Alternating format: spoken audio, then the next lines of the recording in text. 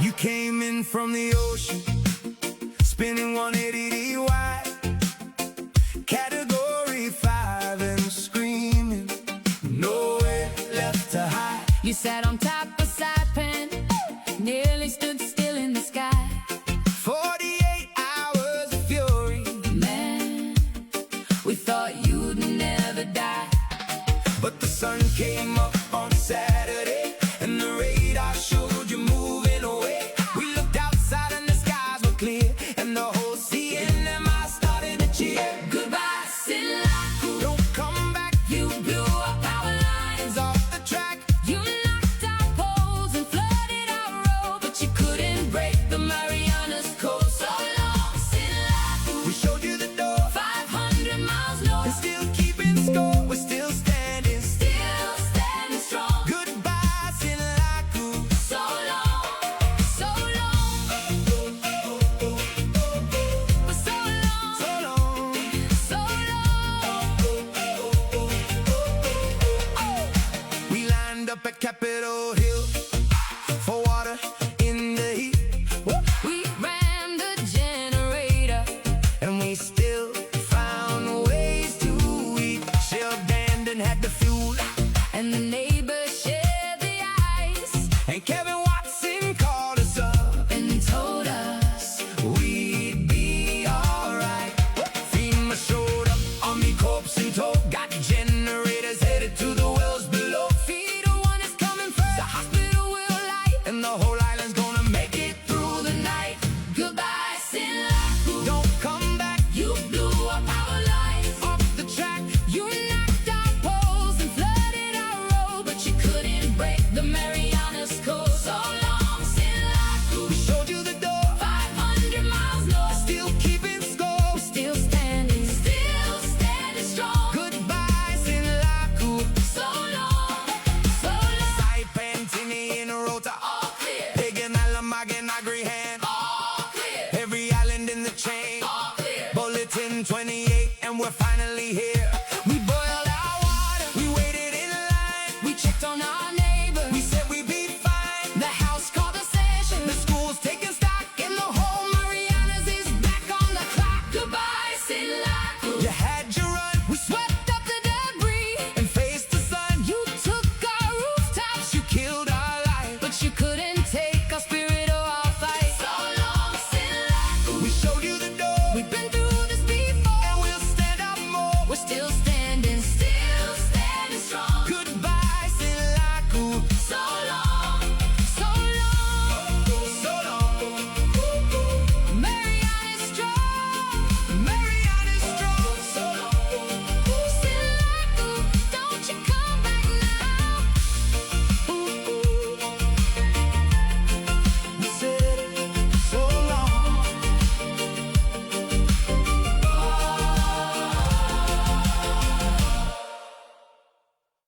All right. I was looking at this. I'm like, I could probably just wear this thing. I have like the actual microphone all set up and everything, so I could be all fancy, but it might be just be in the way. But anyway, hey, good morning, Marianas. Holy crap. It's only been a million years now, it feels like, since we were able to have this kind of energy and feel good about freaking anything for the last few days. And I know you're there with me. It's not just about feeling like crap from the storm and everything like that, but it's just an emotional roller coaster. We're all going through the same stuff right now, and there are so many good stories out there, and there are some rough stories out there. And I'll tell you what, it's so hard because I thought I had my crap together, and I thought I was feeling pretty good at some things, and I thought I was in a groove and everything, and then I hit some spots where I got overwhelmed this morning, and I can't be alone in this, but I had a conversation with my buddy Travis about it this morning. I'm like, dude, I gotta talk to somebody. I don't know what to do. Like, I'm so short, and I didn't even leave the house. Before I was getting a little stressed out and having a conversation and thinking about everything I gotta do, and just like every little thing. And the morning just started. That's gonna be what we're gonna deal with for the next, I don't know, for a while. But the best part of that conversation was how open he was sharing his same kind of stuff with me too, and how he broke, and he just had to cry a little bit. And you know what? Damn right, that's what's going to happen. That's what's going to happen for us for a little while, and we got to know that it's not normal. We're not fine, you know, but we're getting there. We are going to be fine. We're doing a damn good job of what we got, where we are with what we've got, and we're going to continue going that way. I'll tell you what, dude, it's freaking awesome. Just all those good stories. Look at that, Chris Tomakani. Great to see you this morning. You know, it's this holiday from Washington. We're currently in the disaster relief drop-off site. How awesome is that? Dude, I'm telling you, that kind of stuff is just great. And there's so many of these stories. So many of our brothers and sisters out there helping us out. And, man, it is good stuff. You might see me break a couple more times today because I don't know what it is, but today's that day. Today's that day, man. I think I need to get a little cry in there. We'll see. I know. Because that's what I need. I need my friends to give me some crap about it, too. I know it's healthy and all that other stuff, but that's the kind of stuff that makes me feel good. But I'll tell you what, we're going to have a great show. We're going to have a great show because, one, I'm going to make it happen. Number two, we're going to continue talking about all this good stuff. There's a lot of great stories, and I want to hear them. I want to hear your story. I want you to talk about that you guys are doing good stuff. Like Chris, man, if you guys could call in today, that would be awesome.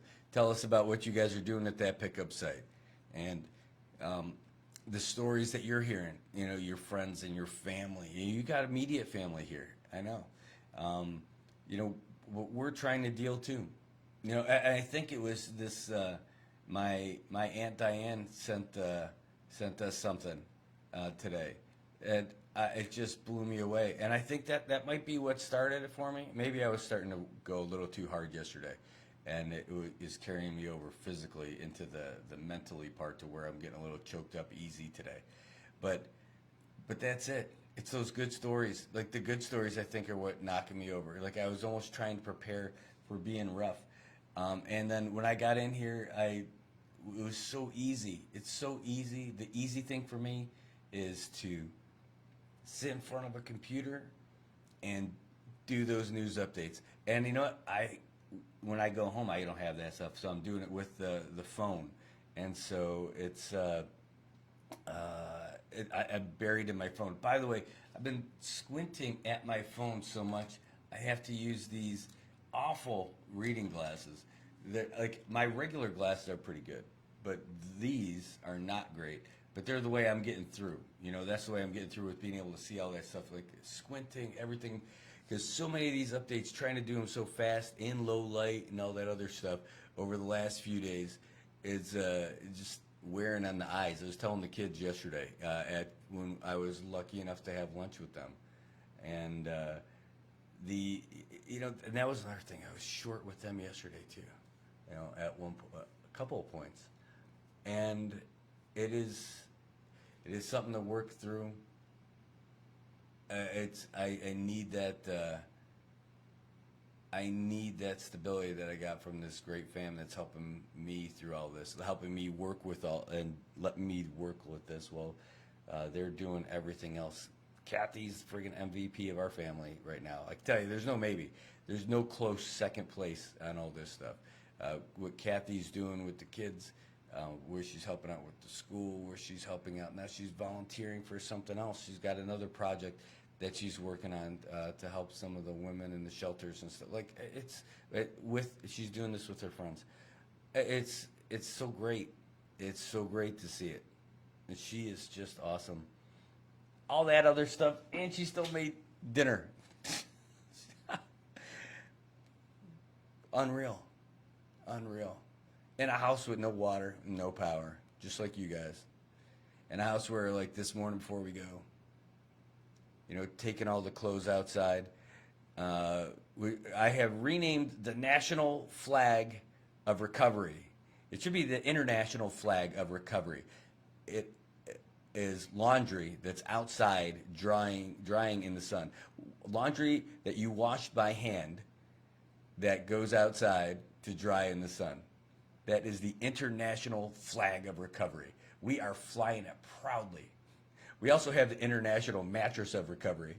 out there too, for the Leilani's stuff. And trying to get that thing all dried out. We've been lucky to have a dry day yesterday, and hopefully we get another one today, and help get her room back to normal too. That's just a little picture of our place. The combination of trying to get this stuff out, trying to get the stuff focused out at the house, and trying to spin all those plates at the same time. But that's it. And it was something that hit me. It really hit me this morning. Like, I couldn't even get out of the house without being all fired up. You know, that's it. I couldn't. Like, I was somehow at a limit this morning, just even trying to leave the house. I thought I was good. I'm not. Had a good that conversation with Travis, hearing him saying that, hey, you know, you broke down last night. I just had to cry. I'm like, you know, you don't, at least I'll say I don't expect to hear stuff like that as like guy talk and stuff like that. But this is past that kind of stuff. We still, you're going to talk smack and all that other stuff, but being able to share with your friends that stuff's happening, that's healthy. You know, it's healthy for me. It might be a weird first conversation if you just met somebody. But, you know, today, man, I went to Great Harvest, which is open, by the way. Great Harvest is open for breakfast and coffee and all that other stuff. So that's where we went first. You know, I saw my friend Joshua Gray, and I was talking to him about it. And I thought it was uncomfortable. Like, I could see his face. I'm like, oh, man, you know, I'm not trying to make you cry or make you feel uncomfortable, man, but I got to tell you, this is what's happening with me right now. And, you know, and then he shared. He was so generous with his stories and telling me about his experience with all this stuff, too. That's the way to get through this stuff. That's it. And I really want to hear it from you guys, too. It's okay. You can give us a call. The number is 670-789-2323. 670-789-2323. You can WhatsApp us at that number, too. And you can even do one of those calls. Oh, no, I got to restart the phone? All right, so I'm going to do that. Give it a couple of minutes. This is our fancy new phone from IT&E. It's a S26. So and by the way, they came through not just for the office. If you don't recognize it, this is an office at IT&E in Oleai, in Susupi.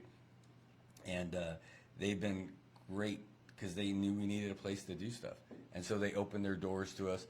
And it's kind of like the old days. I used to work for IT&E a long time ago. I left for the news in 2014. And I didn't work here. I worked back when they were over at Chalanlala, you know, where Ambeth is and everything now. That's where my office was. But I'm used to coming up here and seeing folks. And now I'm up here in their guest office for folks. And, boy, they are being great. So, by the way, if you're trying to call, I'm still watching it reset. So the phone that we had, the charging port stopped wanting to be a charging port. It got damaged somehow during all the storm and all this other stuff. Can't seem to get it to work. So they just said, we're going to give you a new one. Oh, yeah. And we're going to upgrade it. Awesome, right? So, of course, I love these guys. But they gave us the space. They gave us the space first, by the way, before they did any of that stuff. So my thank you post was before they even did that with the phone. And then they got me a new charger too for the other phone that wasn't one that they gave me. That I've got, that it's also touch and go with the damage to the charging point now because of all this. And so I got a fast wireless charger now. It is good. By the way, just having a place to charge stuff is a big deal. You know, trying to do all that. That is good. Well, you can recharge yourself and recharge your devices when you plug in over at Great Harvest. They're open 6 a.m. to 11 a.m. right now. It looks like it's every day. 6 a.m. to 11 a.m. and then again from 5 p.m. to 8:30. So you're able to get breakfast and early lunch and then dinner at Great Harvest. You can give them a call at 670-234-2733. That's one great way to get your day started. You can also get breakfast over at Surf Club. They're open from 7 a.m. to 10:30 for breakfast and a super early lunch. So 7 a.m. to 10:30, and then they're going to open again for dinner from 5 p.m. to 8:30. Give yourself a little break. Make it feel like it's all brand new, just for a little bit. What else is open? Payless, Fresh Mart, furniture, and appliance store. Probably going to need some new stuff. And they've got great food and fresh stuff for you, too. They're open at 9 o'clock in the morning, and they go till 2 p.m. right now. Not only do they take your credit cards, they're also there for your EBT. No, you can't buy a couch with your EBT. That is for the fresh part. That's for the food. You're not going to get a new bed on food stamps. If you can, that's pretty cool. By the way, one other thing, one of our sponsors, like from old school, one of our first people who jumped in to support us, Laddie Built 24 Hour Fitness, they are open today. I saw Gus Latulamar this morning when I was getting coffee at Winchell's also, because I went there too. He was getting coffee, and he's saying, I'm going there. Now, their water's not on, and don't expect power from stuff. You're not going to be able to get a shower yet, but you're not going to use the restrooms or the showers when you go there. But you are going to be able to get a sweat in. You are going to be able to push some weight around when you get out there. So 6 a.m. to 6 p.m. Laddie Built. Now, you're not going in with your little key fob. That part's not working. Again, I mentioned about the power. So you just check in with the front desk when you go in. And by the way, isn't that a better way to do it? Because you actually get to see their faces and all that stuff. They got a great team. They're so awesome. Let me give you another update while we are at it here today. Today's a big day. Today is a meal distribution from the folks at the Salvation Army. Salvation Army are going to do this mass big group feeding today. It's not a drive-through. You got to walk through. And it's not a hang out and eat it there either. You got to walk through and then walk away to pick it up. It's going to be today at Garapan Fishing Base across from Cristo Rye. You can't miss Cristo Rye. At 12:30 to 1 o'clock or while the meals last. They expect there's going to be a ton of people. And they can only give the food that they have, so you want to get there early. Then that window is only a half an hour. So, excuse me, that's got to tell you a couple things. One, there is a limited amount of food, and they expect it to go pretty quick. So here's what you need to do. You must be physically in line to receive the meal. It's not, hey, can I get one for my cousin? No, you got to go through it. You must be physically in the line to receive the meal. It's a takeaway only. There's no eating on the site. It's first come, first serve. There are limited supplies, and they want people to arrive early. What they're saying is for you to park nearby and walk to the lineup area. That's how they're going to do it. If you got questions about it, like that's going to be for them. But hey, that's what's happening today. It's today at Fishing Base in Garapan. Free hot meals from 12:30 to 1 o'clock. They didn't say like for the first X amount of people. I don't know. It's just until the supplies are gone. They think it's going to go quick. 12:30 to 1 o'clock. Salvation Army giving out all kinds of food. Not a drive-through. It's a walk-up. You can only get, it's like one per person. And it's not, hey, but my auntie. No, you got to go. You have to physically be in line to get it is what they're saying. So takeaway only, no eating on the site because there's probably not going to be room for that. And it's first come, first serve. So that's what's going on for the Salvation Army. And that's really great stuff. Red Cross info. I don't have any, but we can get someone on the phone talk about that if you give me a second. I love Tobot saying they still need to upgrade mine. I still have the Motorola Razr. The Motorola Razr is a damn good phone, man. Come on. Like, I need to get the Motorola Razr. Yesterday, I used any kind of razor and shaved off. I'm getting some of this little gruff coming back here. I thought about using it as something to, like a fundraiser. Whichever gets more likes or donations, shave it or keep it on or let it grow. And all those donations, we would pick a charity. You guys would pick one, and we would send it to that. But instead, I'm like, no, I can't. I look like crap. I can't do it. I'm going to do this. Speaking of doing things by solar flashlight stuff at the house, or that actually I think was battery in the bathroom. So I shaved and did all that stuff, and it felt good. It was awesome. But yesterday, if you didn't hear this story yesterday when I was at Great Harvest getting coffee, which is open, by the way, right now, 6 o'clock it opens. Go ahead, get some stuff. I got scones. I brought them with me. I had to take them to go because I was just in a hurry. The sandwich I had yesterday was awesome. It was a breakfast sandwich with bacon. So glad there's no Lent action going on right now. Anyway, this wasn't yesterday. It was yesterday. It was so bad. So I went up to brush my teeth and get ready, and there's I've been using a little water bottle, and pour it on the toothbrush, put on the toothpaste, a little more water, start brushing, brush out the tongue, take some of the water, swish it around, spit it out. And I'm like, man, it just tastes like soapy. Did my toothpaste go bad? No. Kathy filled up this water bottle with soap, like real liquidy soap, like watery soap, and it was dark, and it was very light, like watercolored from what I could see in the morning with no light. Oh, it was awful. It was so bad. It gave everybody else in the family a great laugh yesterday when I was leaving the house, but that's what was going on. While we're out there, sorry, Richard, you asked about Red Cross info. Let me see if I can't get them online. By the way, I got a request for a call in Guam. Okay, so hold on. Can I call now? Calling now? Question mark. Our friends in Guam, the Ray Gibson show, they asked if we would give them a ring this morning.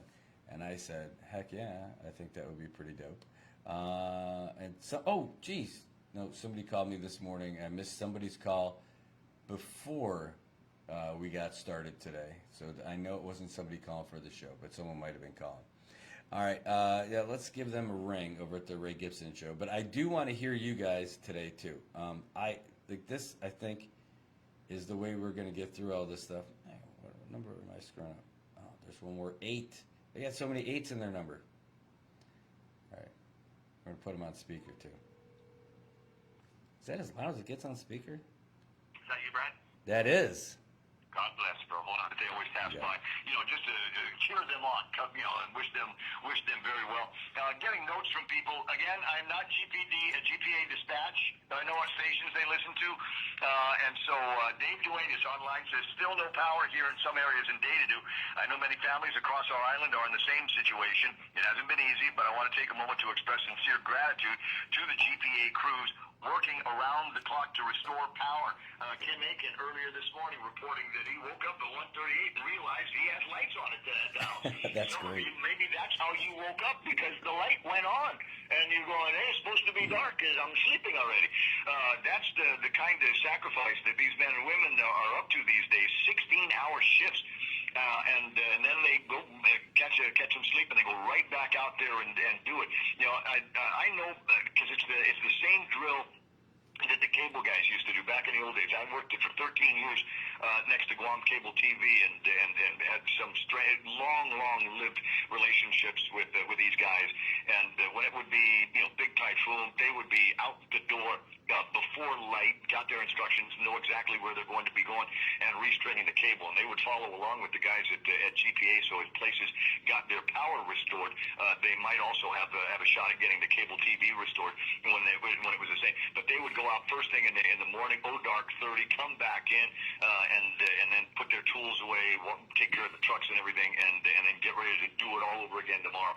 So it's the same drill that these guys over at GPA and GWA and DPW are up to right now. So thank them very, very much, as well as the guys that are watching the intersections for you, making sure that everything is safe out there. So Data is in there. Got a guy says Pasquale and Norma Huggins say, don't forget Cross Island Road, Upper Heights. While you're out there talking about places that are offline, and another dude who checked in on the meme machine wanted me to tell everybody at GPA that the things are a little still dark over in Conga Road out in Telepago. So if I'm not too far off, I think Conga Road was the last place to get power back on after Mawar. And this guy's going, yeah, it took 6 weeks for them to get them done in Mawar. But for a lot of places, that was 6 weeks that was a lot for a lot of people. That was the course for many people. Myself, after Mawar, we were lucky, not a whole lot of damage in the area, and they were able to light up Roy T. Damien and then lit up our street within, I want to say it was 4 days after the storm we got it. So they're not doing so bad now. 8:21 in the morning, who's on the phone? Brad Rosala. Hey, I'm there from Saipan. We've made, ladies and gentlemen. Hey, Brad, how you doing, buddy?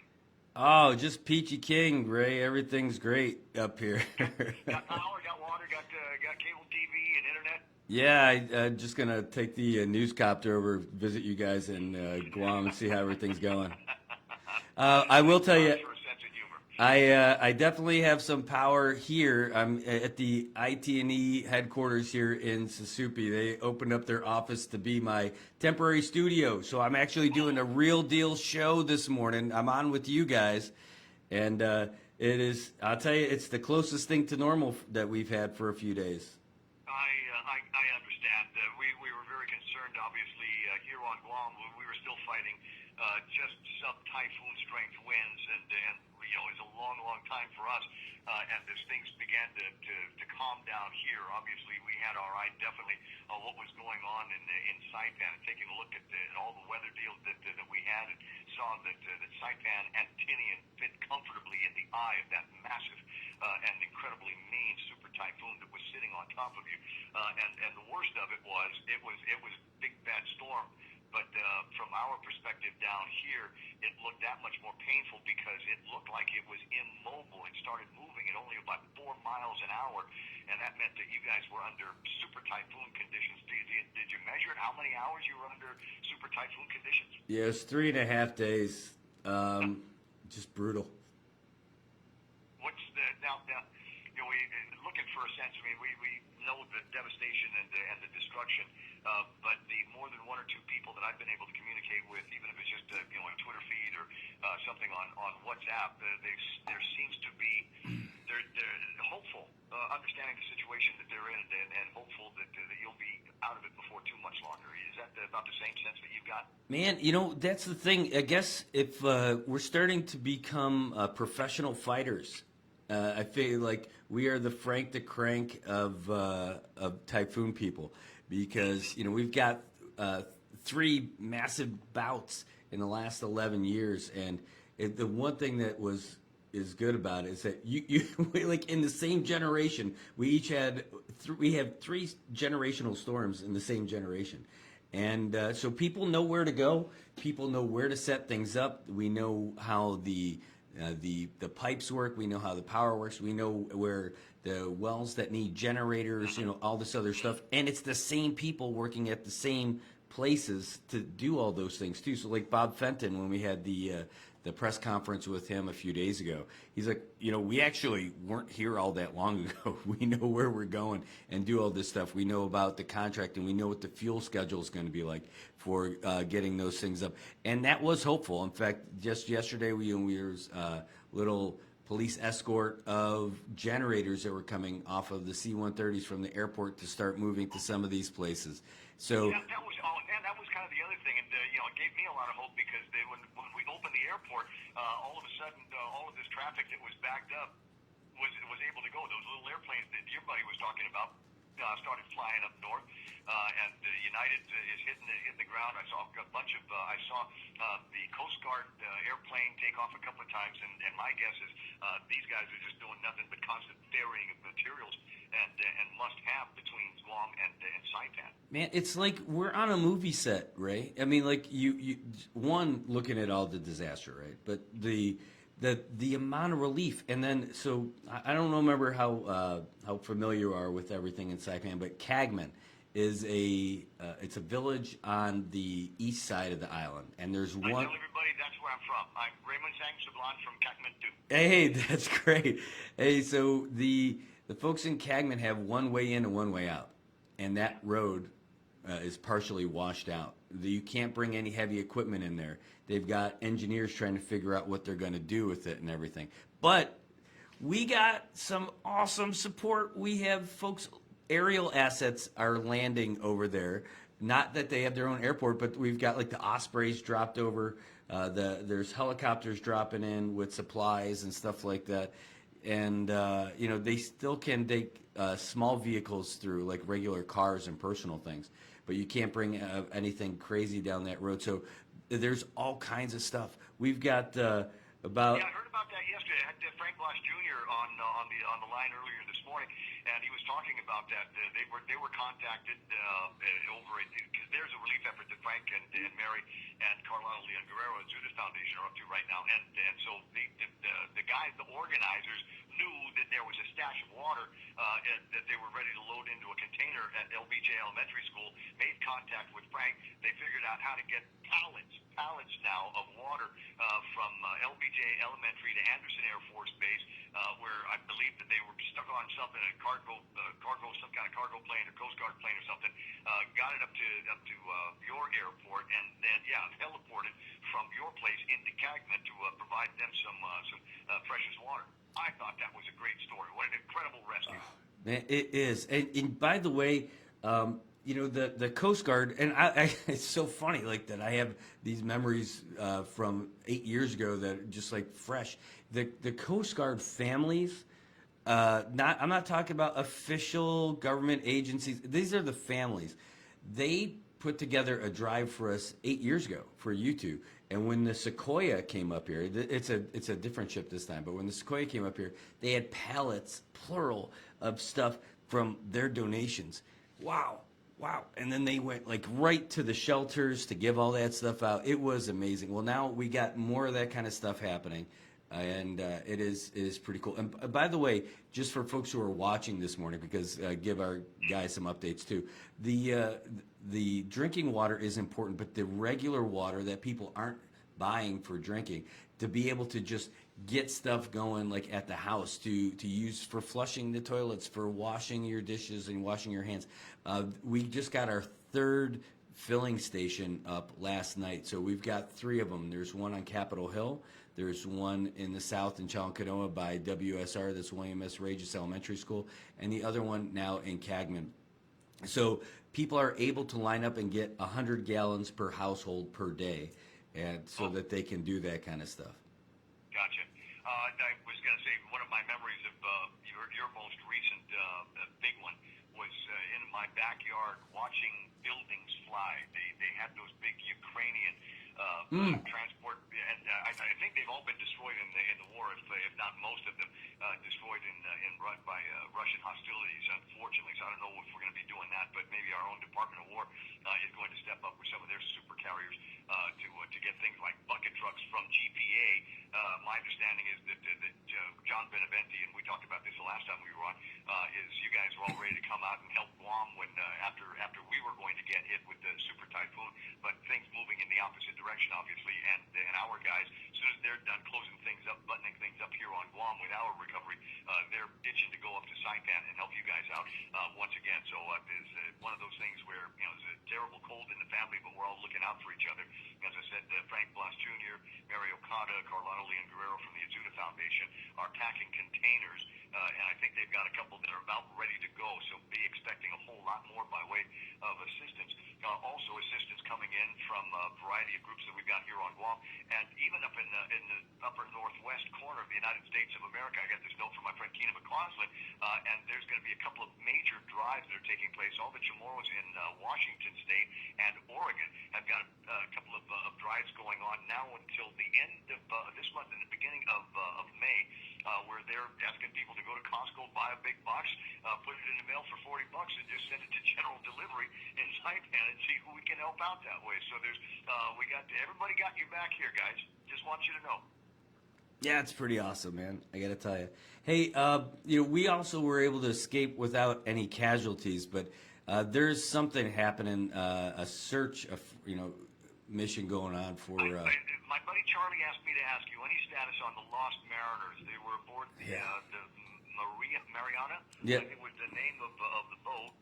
No confirmation that the Coast Guard has spotted that boat. They did find a boat, but they weren't able to confirm, at least in the write-up that I've got, got here on Guam, whether or not it was the Mariana, and that I'm aware of no sign of any of the members of the crew aboard. So I've got friends who were on that boat, and then and friends with family members and coworkers of those guys.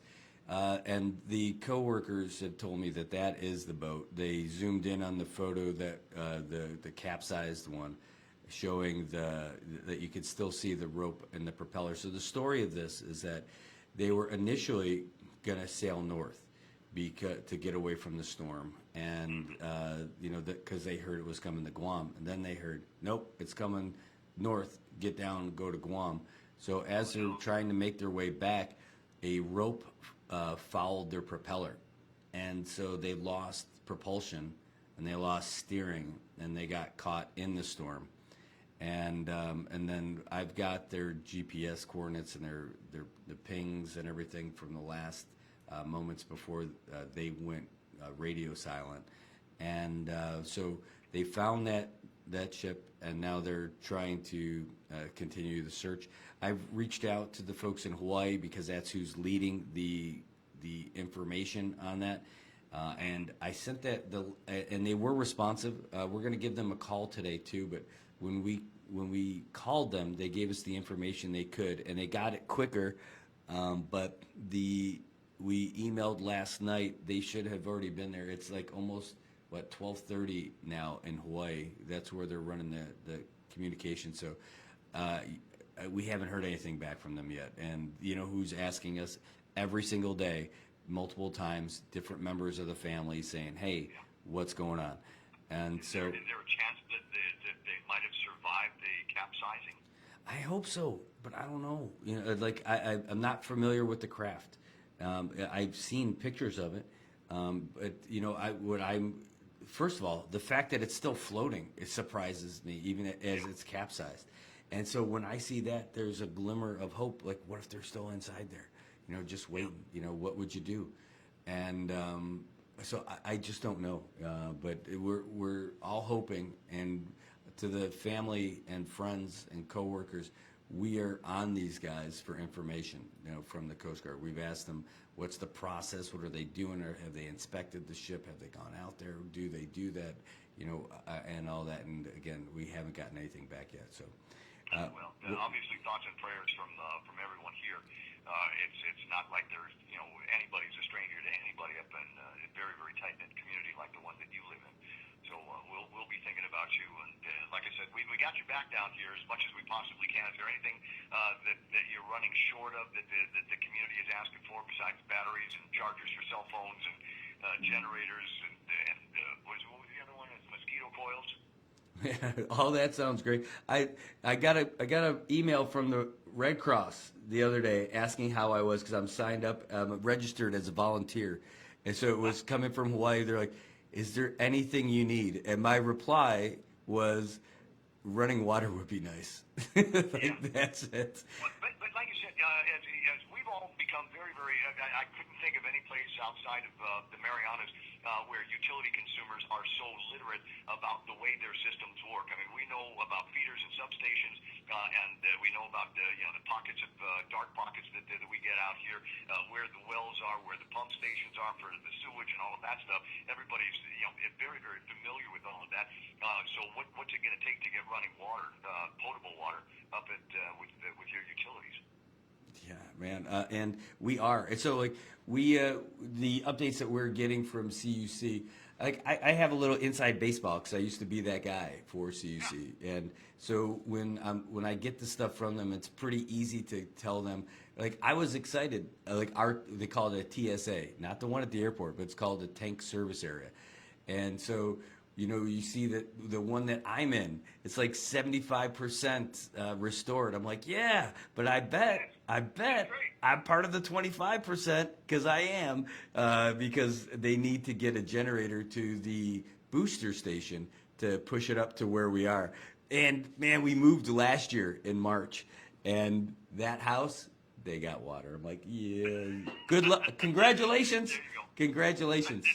Yeah, and so you've got generation because I'm told that your hospital is back online. It's got power coming in from your utility there, so there's lights on, and there's the capability if we can just get the wires off the ground and onto poles and rewire the town. And like I said, that's not an overnight thing, but the cavalry from GPA is going to be on the way, as I said, as soon as we button everything up from down here. There's, as I said, massive relief efforts that are underway right now. Everybody knows that you guys have gotten absolutely slammed, and we're going to keep going until you guys are back in the shape that you were before the typhoon. And then we can go back and complaining about all the stuff we complained about then. You know, high prices for gasoline and the war out in the Middle East and where the tour's going to come back and all of those things. Hey. It won't be long before we start yakking about that again. A couple of things. You know, you talked about how astute people are with regards to how the utilities work here. That is a strategic way of figuring out where you're going to live. If you live on the power line going up to the hospital, like in that route, you're going to be connected first. That's one. Number two, people who live on not just above the hospital, they have to power all the way up to the top of Navy Hill, because up there's two big reservoirs and two big deep water wells that they need to power so that you get power, and everybody on the way downhill gets the water too. So you get your power and water if you're in that spot. So I know this would be the selling point for real estate. By the way, I know you're probably going to have to go, but I am trying to make some lemonade out of these lemons, and I realized that I have a hairstyle that is about the same all the time. But now I'm going to go to the Fresh Factory, get my hair cut, and I'm just going to ask for the Sinlaku, because the eye was so well defined. It's kind of like that spot on the back of my head where everything's swirling around. That's it. I got the Sinlaku. That is my hairstyle. Nice. Simon Sanchez is calling it. It's the son of Sinlaku. So he's starting up the other son of a phrase to son of Sinlaku. I love it. Brad, it's great to check in with you again. If there's anything else that you need, let me know. Otherwise, we'll continue to concentrate on relief efforts and prayers for the Mariners. Hey, great to hear you guys. Great to see your messages. Sorry I couldn't get back to all of them. It's really been nonstop. Well, we were worried about you. I mean, radio silence for 2 or 3 days. I was literally worried about my buddy Brad and his family. So I'm glad to hear from you, because it means you and your beautiful wife and the kids are doing all right. We are. A lot of tree cutting and information putting out. Yeah, that's a real word. And that's it. All right. Well, hey, thanks to you, the folks in Guam. We love you guys. The folks who are watching all over, in the mainland. I can't tell you how moving it is to hear about all those things. Just great. Yep. Just great, right. man. Well, Take care. Anything else you need, just beat me or Joey. We'll find you. All right. We'll see you. All right. Brad Rosala. All right, that's our buddy Ray Gibson on the Ray Gibson morning show over there in Guam. They're doing their live broadcast, and we do that a lot. You know, we normally aren't talking about typhoons, but like we do those kind of things where we're on each other's shows and all that other stuff, which is really pretty awesome. One question, somebody just sent us a message. Yes, it is. Yes, it is. Thank you. So, by the way, if you guys have stories you want to share with us, please do. We would love to hear it. Our number here is 670-789-2323, 670-789-2323. We're going to give you a lot of updates today. We're going to tell you about everything that's happening. We got the latest stuff that's coming in. We'll give you the stuff that you might have missed over the last couple days, too. Is that from last night? That is from last night. But, while we're at it, we're going to take a commercial break. But before we do, give you a real quick heads up on some of those things that we were just mentioning. So yesterday, we posted something about the CHCC. What does that last C stand for? We have no idea. It's Commonwealth Healthcare Center. Healthcare is one word. I know. I still think it's the best thing ever. But CHCC, we posted something about the clinic hours, and we got a heads up today that the hours are a little bit different. So the CHCC clinics that are open today through Saturday, the family care clinic, 7 in the morning until 6 p.m. The children's clinic, 7 in the morning till 6 p.m. The women's clinic, 7:30 in the morning to 4:30 p.m. The information that everybody put out yesterday was 5:30. We got messages this morning that it's actually 4:30. So that we've changed everything that we've got online, and I know the other guys are going to end up changing their stuff too. But the women's clinic is going to close at 4:30 today, not 5:30. So if you were making a plan based on what you saw yesterday, that's going to change. What else is going on? The CODA. That's right, the blue line. Well, that's suspended. Go figure. While all this stuff is happening, but the Call a Ride program is operating. So the blue line, the fixed route where you just hop on, hop off, all that other stuff, that's out because it's not safe because of everything that's still out there, power outages, road debris. Again, no light and all that. So not doing it. But the Call a Ride program for Saipan, Tinian, and Rhoda still operational. And they're only doing essential trips. You're not going to be going to get the Sinlaku do over at Fresh Factory. They're doing it for hemodialysis, prescription refills, clinic visits, and scheduled appointments. So your medical stuff and all that. Service is limited and prioritized by the need and road accessibility. You know, those buses that they have aren't 4x4s. They can't do everything. Excuse me. But they're supporting the Homeland Security Emergency Management, Emergency Operations Centers for all the shelter transportation as well. And that's something that we learned about from the EOC is that there are folks who lost their homes who are checking in to the shelters as opposed to staying where they're at. And you know, I can understand that, but I remember that people were more excited about getting out of the shelters and going to their homes, broken though they may be, to figure it out. And so, because there you're able to, I don't know, you get the freedom of being in your own place, and instead of being there. But anyway, it could be back and forth, but that's something that's happening. We also got information last night from United that we put out. Let me pull up the old website here. By the way, all these things that we're telling you about, they're available on nminewsservice.com. That is which when we were in the heat of the storm, I was just doing all the updates from the phone. I wasn't able to do it. I'm starting to backdate some of those things so you're able to see it on the website when we had a little bit of time yesterday. But there's not tons of that time going around. But where are you, website? Why are you eluding me? These are things you guys can find for yourself too. nminewsservice.com. But United had updates for us, and because they've got new flight information, and if I don't have it here, maybe it's only on the social media. It is. All right, crap. Hold on. I'm going to read this off to you so you guys can get it. But we got it from the general manager, our station manager here in Saipan for United, Jen Sablon, letting us know what happened. So let's pop that open and talk about United, because I can sing all day. Ba-dum-bum. All right. Actually, that was not great. Kind of made me think of that. Dr. Pepper, baby, it's good and nice. Diddly-doo. All right, so here we go. United is adding extra Saipan flights today and Wednesday. Again, we just got this last night, so it's only on the social media part. It is United 76, Guam, Saipan, Guam. 8:50 in the morning, departing Saipan, so about 6 minutes. They're going to be airborne. But the extra flight is going to be at 1:45 p.m. departing Saipan. So that's going to be it. So 8:40, or sorry, it's 8:50 in the morning arrival, and then it gets out of here at 1:45. So there, folks who are getting on the ground to do stuff, they know that there's folks who could probably only do day trips. I'm sure that's what it is. The other one, they're going to start on Wednesday.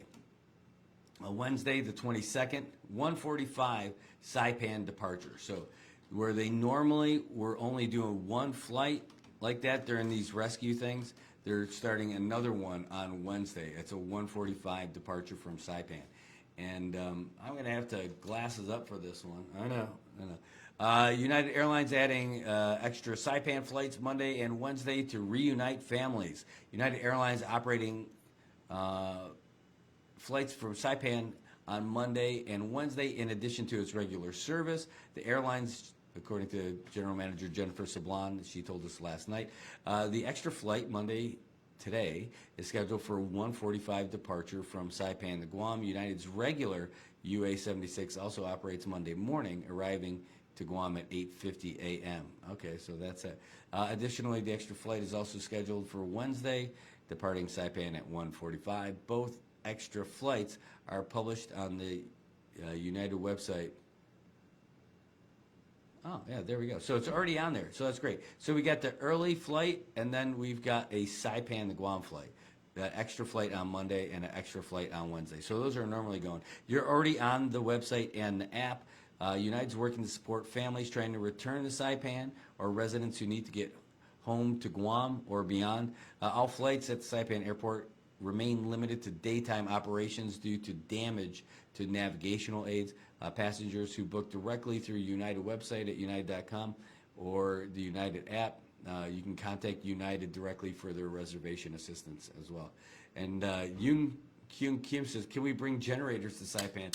I think that the cargo rules are the same as any other flight.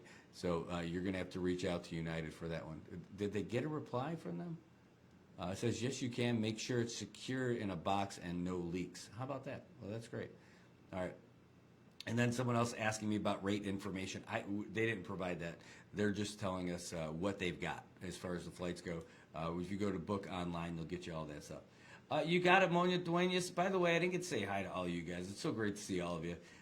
Give us a little bit of normalcy here. Stuart, good to see you. Really good to see you. Mona, thank you for being here and joining us this morning. Tobot Castro, the tip man from Dan Dan. Man, dude, it's good to talk to you, man. I'm so glad that you guys are okay. And I'm glad all you guys are, really.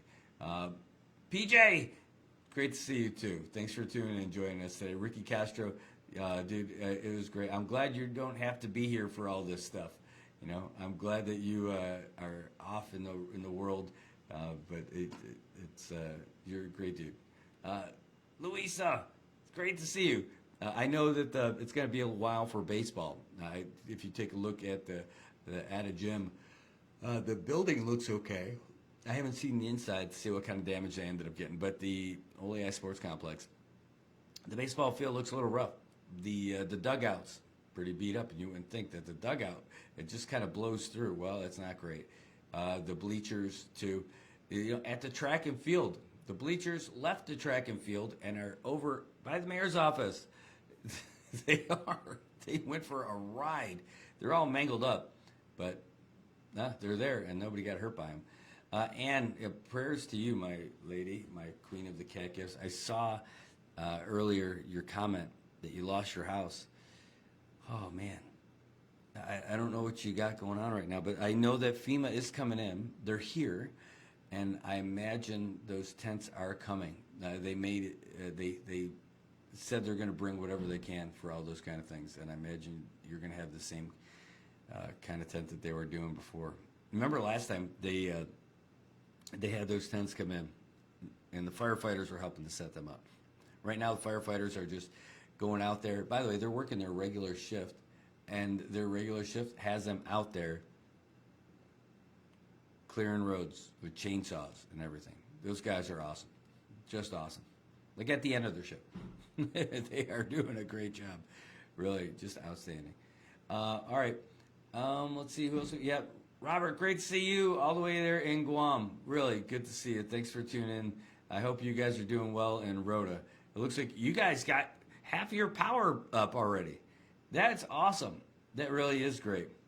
Luis is saying low pressure water and Chalampiao. Thank you, CUC. Slowly but surely. Yeah, how great is it that you've got some water kicking already? My gosh. And every day we're going to get closer. And every day, you know, we're going to be happier that more of those things are getting done. And I remember if history is our teacher, it's that as soon as the water gets done, then people are going to be like, okay, power. I need the power. But little by little now, too, people are finding more places to get their devices charged and be able to have communication. And that was one of the big things that we got. So many comments from people, families from all over, asking about their loved ones who they weren't able to contact. Well, the only thing that we could tell them is like, look, there's no reports of any casualties for the folks from here. it's likely that they just don't have service and they didn't have power. So all that stuff is coming around now, and things are looking better, and things are getting better for all of us day by day. It's literally moment by moment. There's all kinds of stuff happening. But great to see all you guys. Ryan, great to see you. Thanks for joining us again today. I hope the recovery's fast too, brother. Really. EJ, thanks so much for jumping in. Yeah, the name of that song is Goodbye Sin Laku. I sent you the link so you can check it out on YouTube. And there's so much going on, and there's always a flood of info that's coming in, and then you guys have a bunch of comments. But that's we answer as many as we can as we're doing it while trying to get stuff done. You can hear there's some work being done on this building too. By the way, so great because they got aircon in here. They didn't for days, but their staff was here working the whole time, and they didn't have a whole lot of power or anything, but these guys were here like for days in a row before they could even leave and go home. Like through the whole storm, there were people who were in here for like 4 days straight, just trying to work and maintain stuff. Again, without power and without water. All right. Yeah, I got some of your messages, and I'm going to check them out here in a little bit. But what we're going to do, we're going to take a real quick break. And because we still got to give some love to our sponsors. You're going to see, by the way, Godfather's Beach Bar took a really big hit. They are closed. They are knocked out. The concrete building is there. The outside part, yeah, they got wiped out. But they're coming back. Not yet, but they're coming back. I talked to Scott. Godfather's proper is already open. Not last night, but the night before. We went there and got a pizza, brought it home for the family. Awesome. Saipan's best pizza. I love it. You know what else is great? All the people who were there. Just having fun and enjoying some beverages and all that. But in the meantime, we're going to work on the new commercial for Godfather's Beach Bar. They are going to work on recovering. They worked their butt off to get the regular Godfathers, the one you know and love, up and running for you. And with Godfather's Beach Bar, Godfather's Beach Bar is coming back. So that's some good stuff too. Skippers, I don't know. I haven't spoken with them yet. But that place, they got beat up pretty heavy. All right, hey, we're going to take a real quick break, and we'll be right back. Hey, bro, can I grab your bush? Yeah, man, go for it. Right on. Thanks, bro. Hey, bro, can I grab your bush too? Sure, bro. Go ahead. Thanks.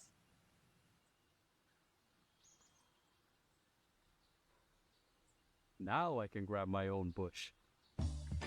Saipan, it's time to grab your bush. Pick up a 12-pack of ice-cold bush, and you're in for more than just a refreshing beer. Every 12-pack gives you a chance to win exclusive bush gear and more. So don't wait. Swing by your favorite store, grab your bush, and join the fun. Because here in Saipan, the best moments are even better with Bush. Grab your bush today.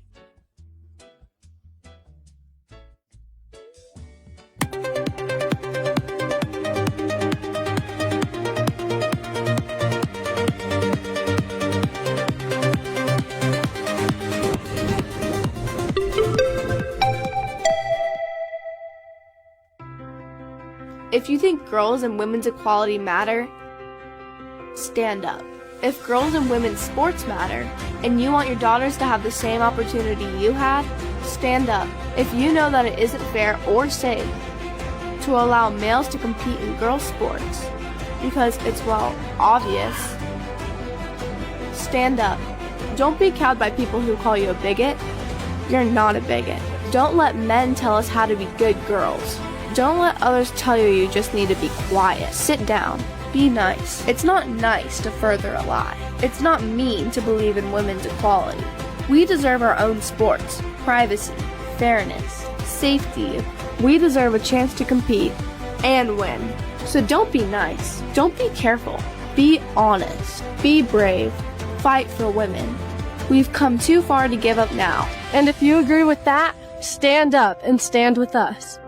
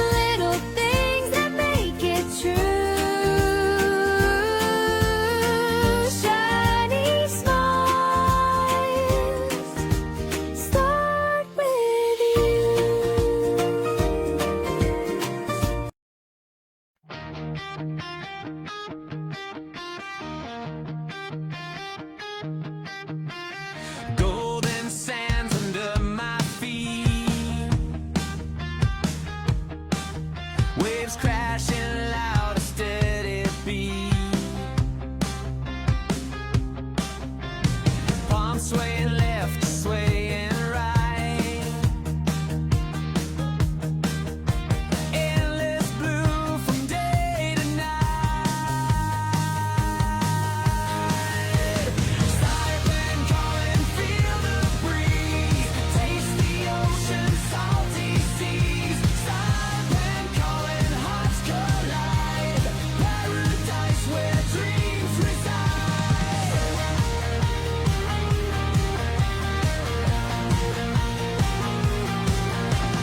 Barbecue smoke fills the air. Street stalls glow without a care. Red rice served with love so true.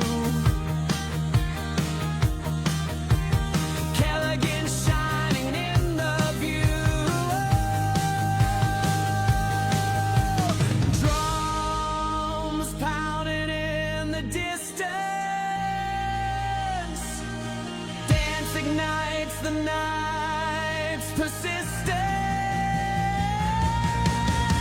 Saipan calling, feel the breeze. Taste the ocean, salty seas. Saipan calling, hearts collide. Paradise where dreams reside. Tomorrow chants, they rise, they fall. History carved in every wall. Tinian whispers ancient lore. Saipan soul forevermore. Saipan calling, feel the breeze. Taste the ocean, salty seas. Saipan calling, hearts collide. Paradise where dreams reside. Saipan calling, feel the breeze. Taste the ocean, salty seas. Saipan calling, hearts collide. Paradise where dreams reside. Dreams reside. Dreams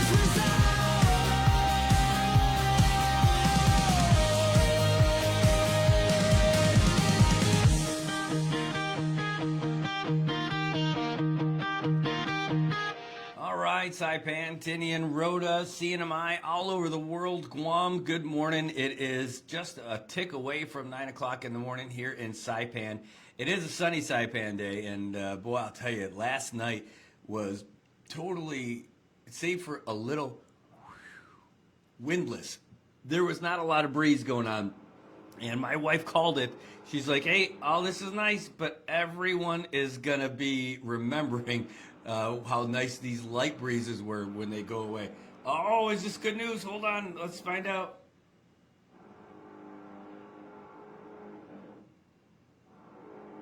Oh, hold on, hold on.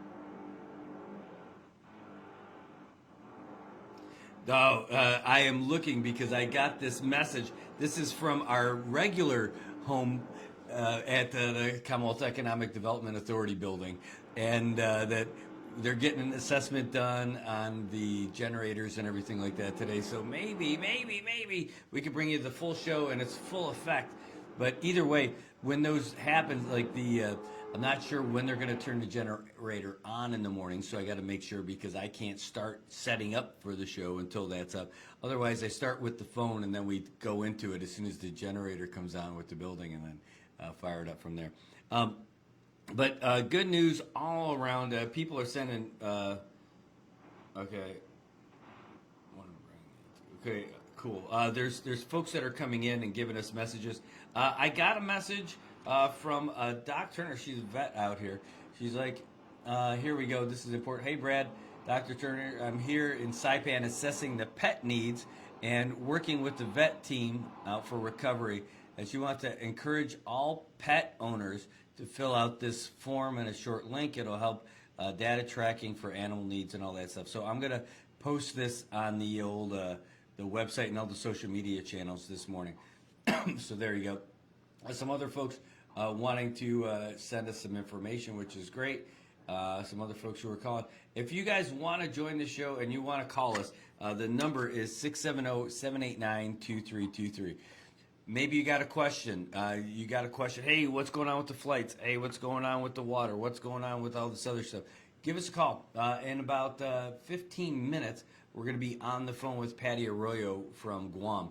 In the meantime, though, we do have a sports update from the folks at Fox Sports. Let's get it to you. Fox Sports Update. NBA playoffs finally here. We'll start with the Cleveland Cavaliers. Little trouble with the Raptors. Cleveland grabs game one from Toronto. 126-113. Donovan Mitchell led all scores with 32. Meanwhile, Jamal Murray pumped in 30, including 16 for 16 from the line. Nuggets beat the Timberwolves 116-105. So, 1-0 series leads for the Nuggets over the Timberwolves and the Cavaliers over the Raptors. Playoffs beginning in hockey as well. Carolina and Ottawa kicking off their first-round series in Raleigh. Keeps his shot. Oh, no, it's not in. Is it in? It's behind. Oh, it is! It took a while, but it's in again. And it's Stankoven again with his second of the game. And it's 2-0 Carolina. ESPN on the call. The Canes scored the game's lone 2 goals. 2-0 the final. Frederick Anderson made 22 saves to earn the shutout. Turning our attention to baseball, some kind of day for the New York Yankees' Cody Bellinger. Maybe deep to right. Caglione back. See ya! A 2-run home run for Bellinger. Somebody cashed in, and it's the Yankees as they lead 10-0. Yankees television on the call as Bellinger connects for 2 long balls and drives in 5. New York beats the Royals in the Bronx 13-4. That's 6 consecutive defeats for Kansas City. Speaking of losing, Skids, as bad as it gets for the Mets, they lose to the Cubs at Wrigley 4-2. New York has now dropped 10 in a row. Royals and Mets tied for the worst record in the big leagues at 7-14. Golf, 3 rounds complete at the RBC Heritage. Matt Fitzpatrick leads by 3 over Scotty Scheffler. There are others lurking 4 back. It's Game On with the Fox Sports app, available wherever you download apps. I'm Jay Berman. Get more on the Fox Sports app and foxsports.com. If you see something, say something, and stay anonymous. Call Crime Stoppers at 234-7272 or submit a tip online at nmicrimestoppers.com. No names, no caller ID, no recordings, just your info. And if your tip leads to an arrest, you could earn up to $1,000 in cash. Your tips have helped take hundreds of criminals off the streets in the NMI. It works because of you. Crime Stoppers, we want your information, not your name. PHI is your local pharmacy serving customers in Cagman, Garapan, and Dandan since 1996. Shop PHI Pharmacy for all your prescriptions, and we even offer a large line of multivitamin supplements. Our Dandan location is open weekdays from 8 to 6 and 8 to 4 on weekends. Or visit our Garapan and Cagman locations weekdays from 8 to 6 and 8 to 1 on Saturdays. Check us out online at phipharmacy.com or follow us on Facebook. PHI is a locally owned independent community Health Mart pharmacy. Health Mart, taking the time to listen and care.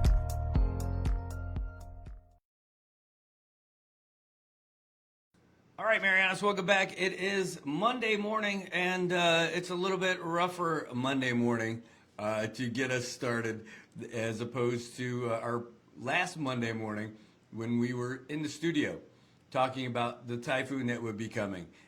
That's exactly what happened. A week ago today, we were in the studio talking about this typhoon that's coming. We went a little bit longer than normal to get some updates and talk to our friends from different islands and different places and all that. And here we are. We are in our new studio over here at the ITN. It's a temporary studio. You can't really see outside like you normally would. But good news is we got a place to do the show. We've got great support from the folks here to let us do that. And also, we've got that message that came in from the Commonwealth Economic Development Authority that there's assessments being done today, so we might be getting in there. By the way, catching up in the comments, there's so many. I it's so good to see some of the comments. I haven't seen all of them for all this, but you're welcome, Shelby. Just to see some of those comments that went through with you guys and jumping in on it. We're a conduit of information. There's so much happening, and everybody's working on what they've got and trying to keep their lives somewhat normal, and then trying to get to their professional lives, taking care of the families and all that stuff. Well, for me, the professional life is this. It is being this information guy and getting all that stuff to you.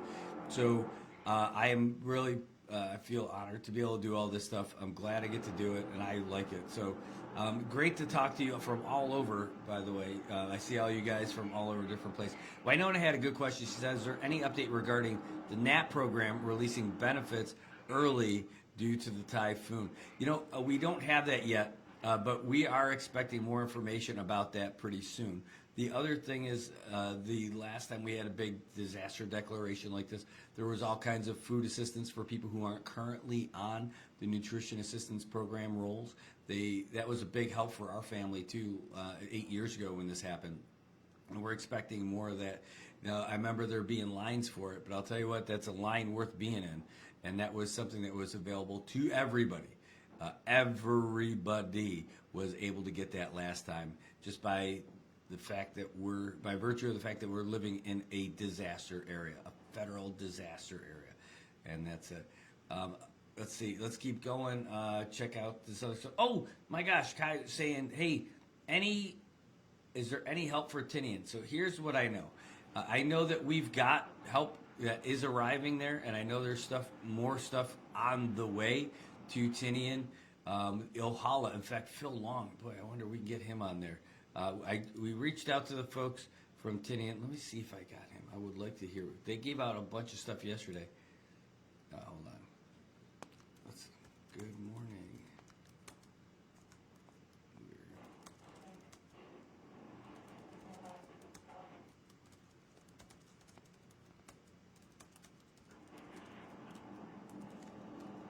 Yeah, we're going to see if we can hear something from Phil. They've got a nonprofit organization that was distributing food in Tinian. I think it was just hundreds of packages for folks yesterday. But they've got issues with signal. They've got issues with their connectivity too, so that's part of it. Yeah. Can you believe that?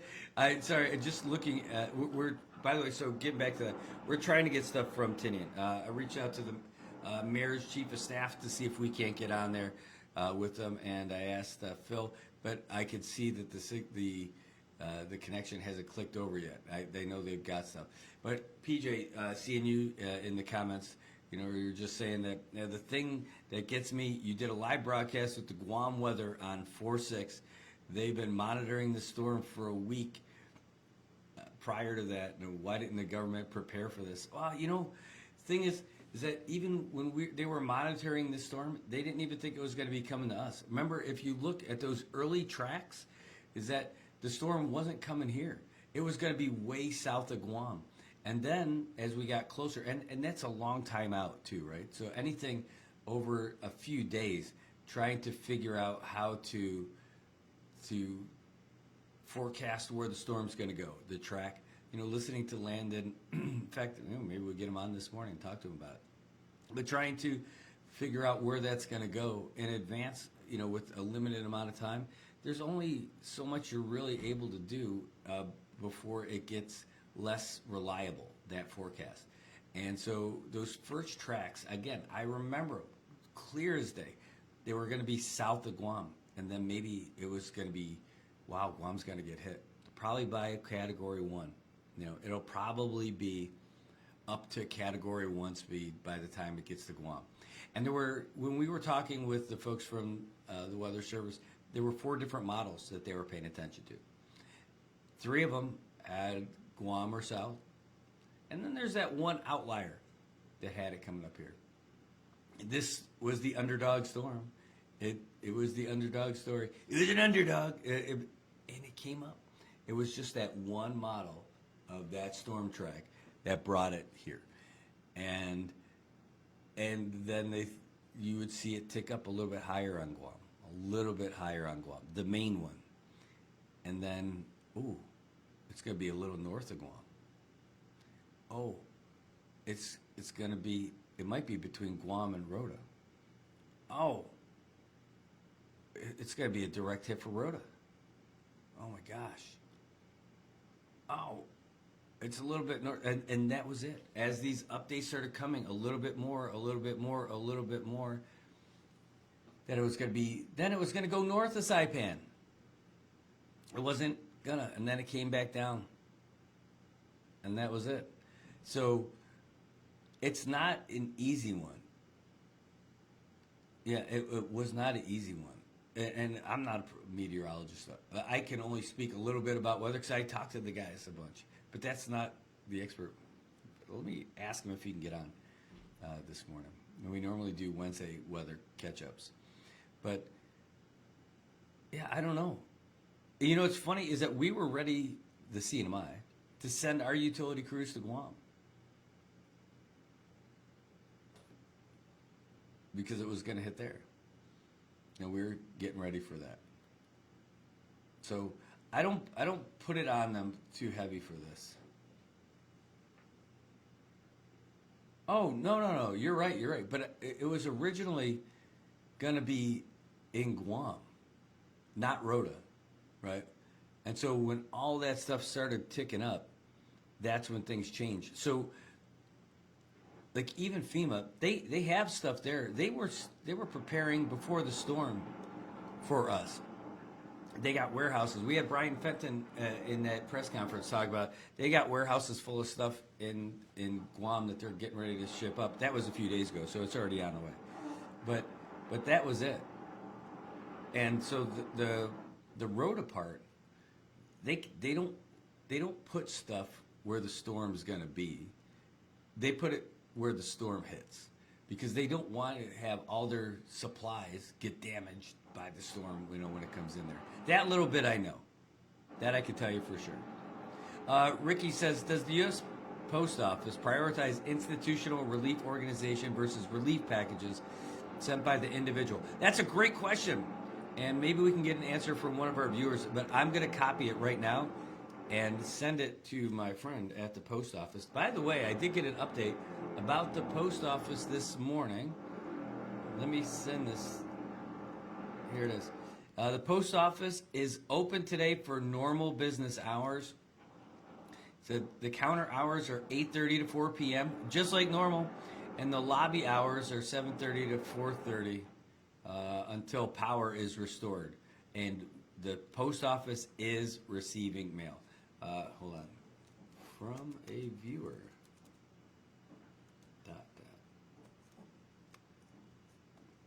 So, Ricky, I'm going to get this question answered for you here pretty quick with regards to the post office. Hey, good morning to see all you guys. I know. Let's see, and, oh, you know what? It's 9:14. I told Patty I would give her a call, so let's do that while we're at this point because, 671. Make sure I got the right number.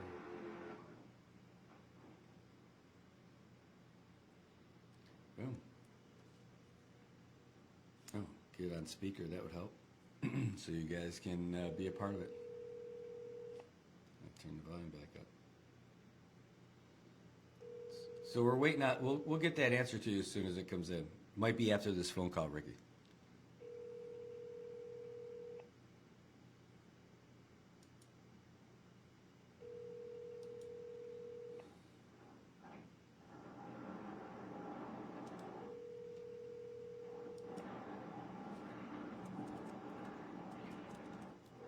The number you have dialed does not answer. Please try again later.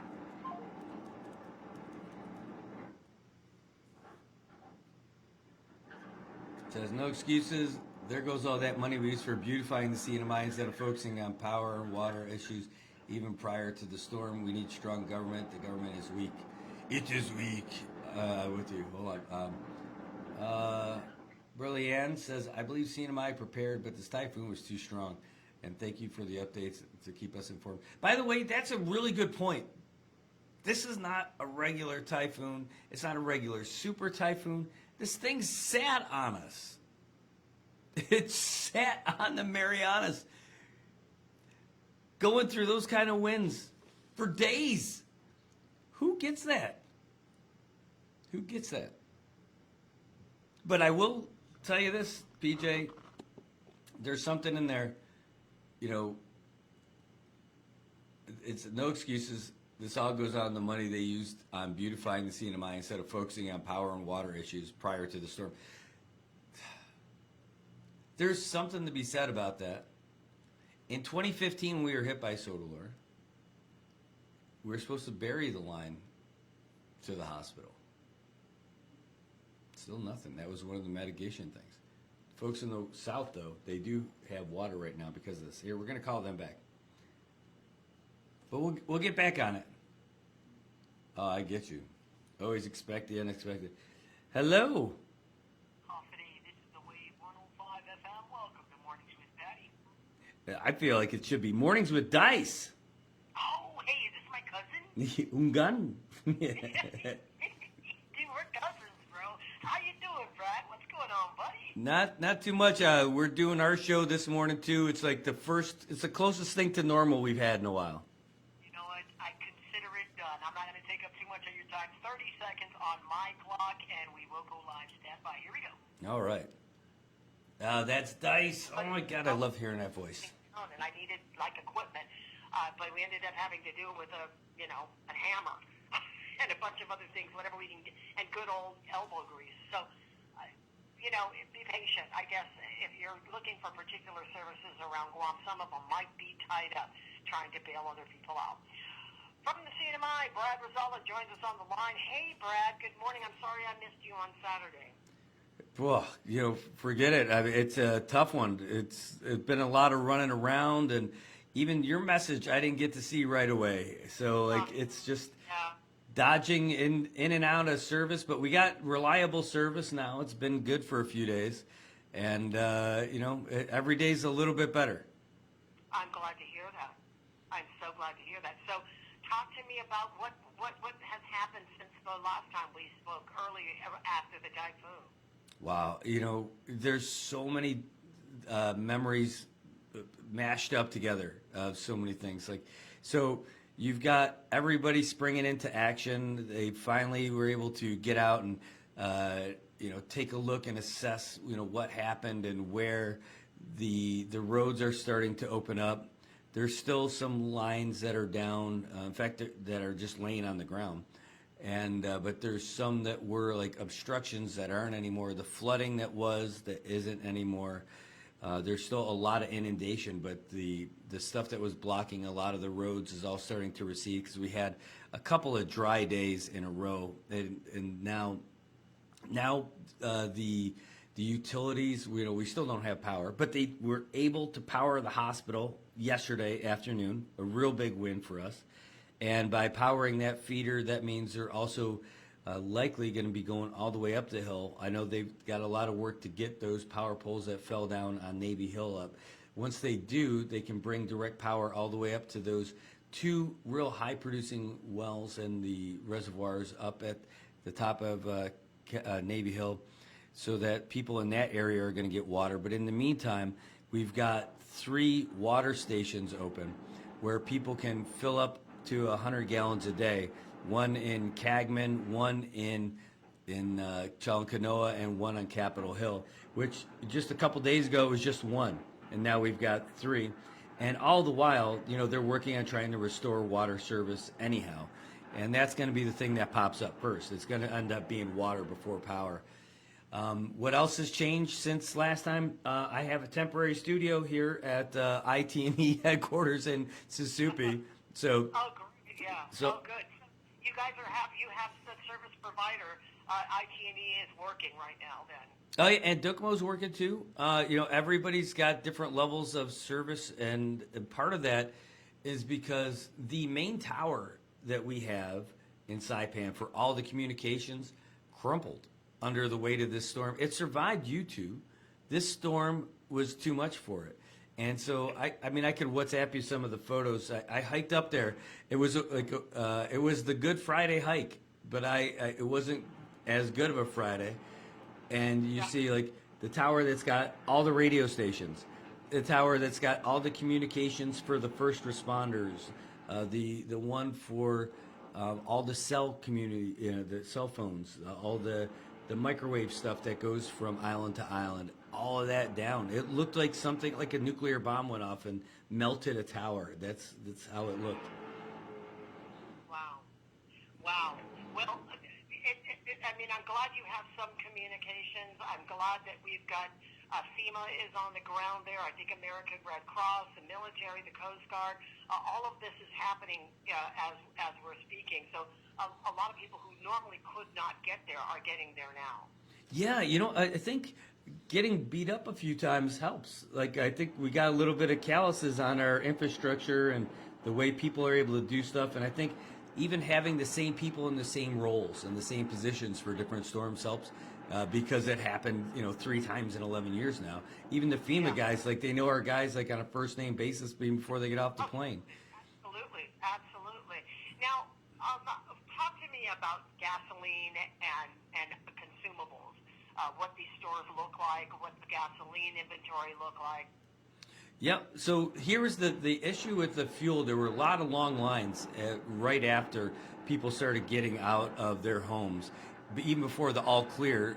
But when the gas stations were open, they were rationing it because they weren't able to refill their stations. They were bunkered in like everybody else, and they weren't able to do it.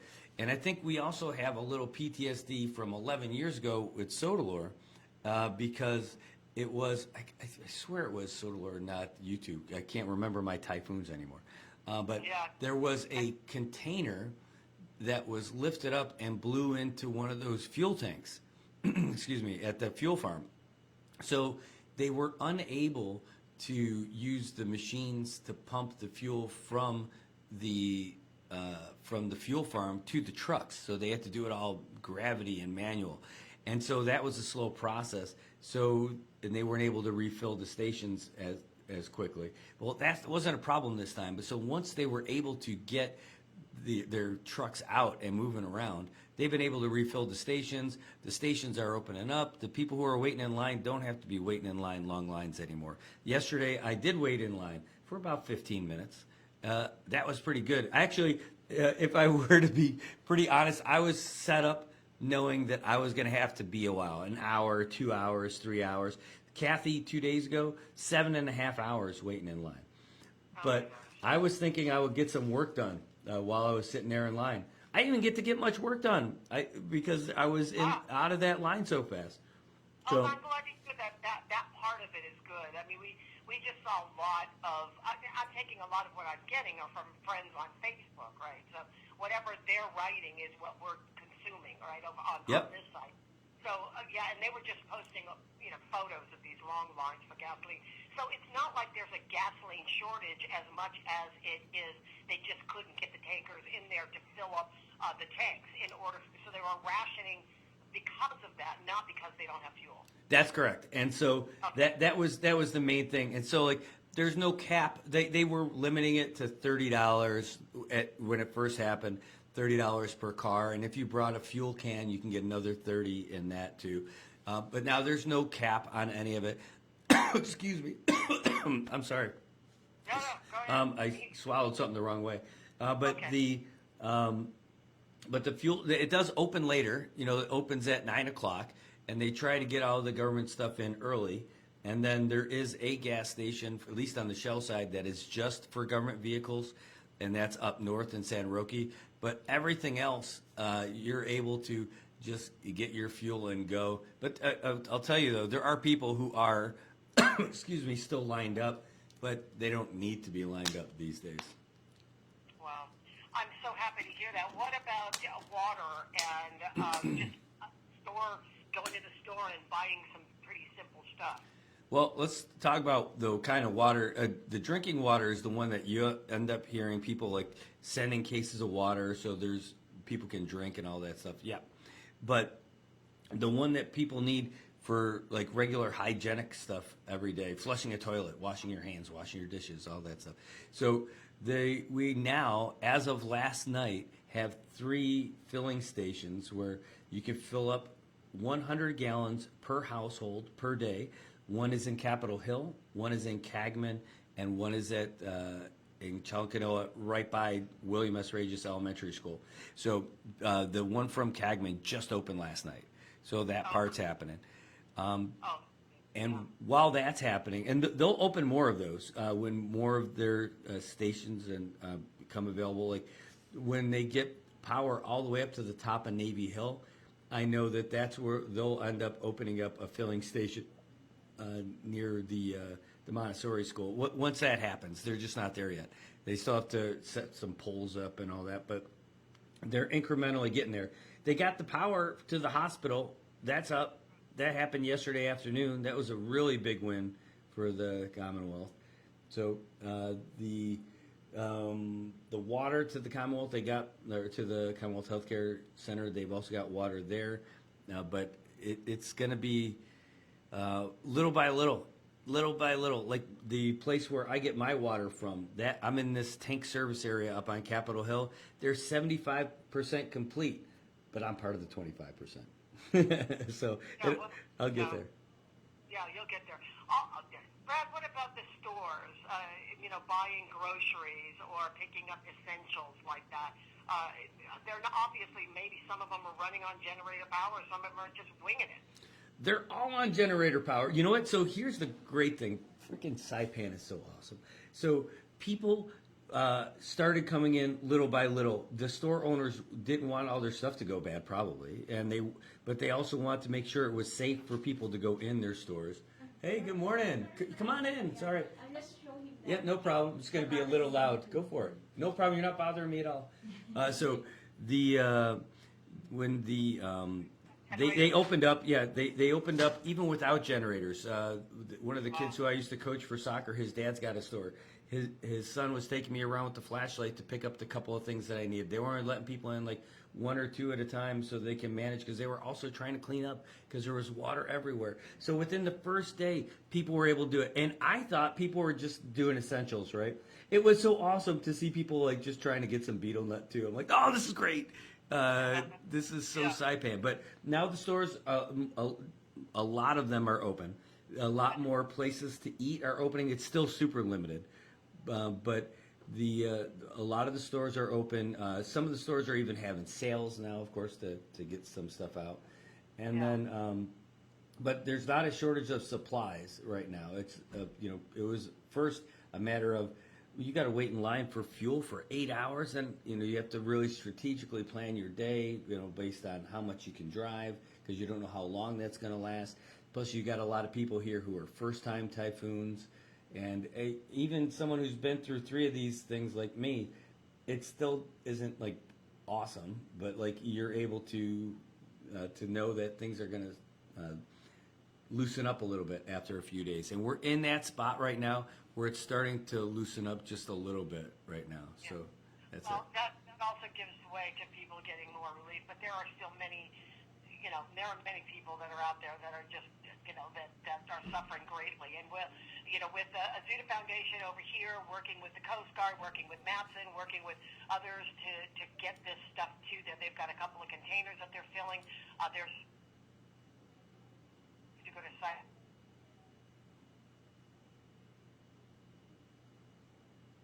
Hello, are you still there? Hello.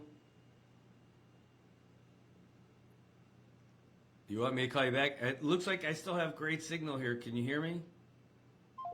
Oh, maybe I don't. We'll try calling her back. Let's see.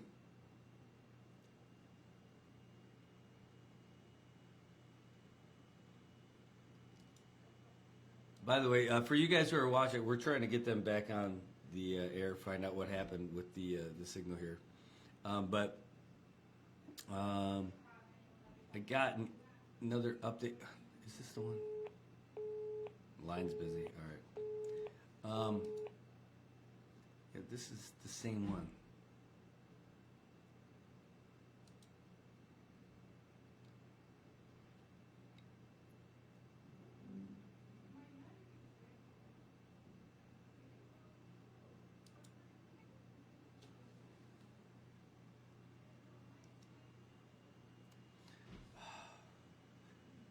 this response from the Coast Guard's a little disappointing. Sorry, guys. So we had that was Patty Arroyo, who's on the show with us. We were on each other's, and I guess the signal. I don't know what happened, but when we tried getting back, it was busy. We'll try it one more time. And then I got this thing from the Coast Guard. I'm really disappointed about out of Hawaii. We're gonna call them back.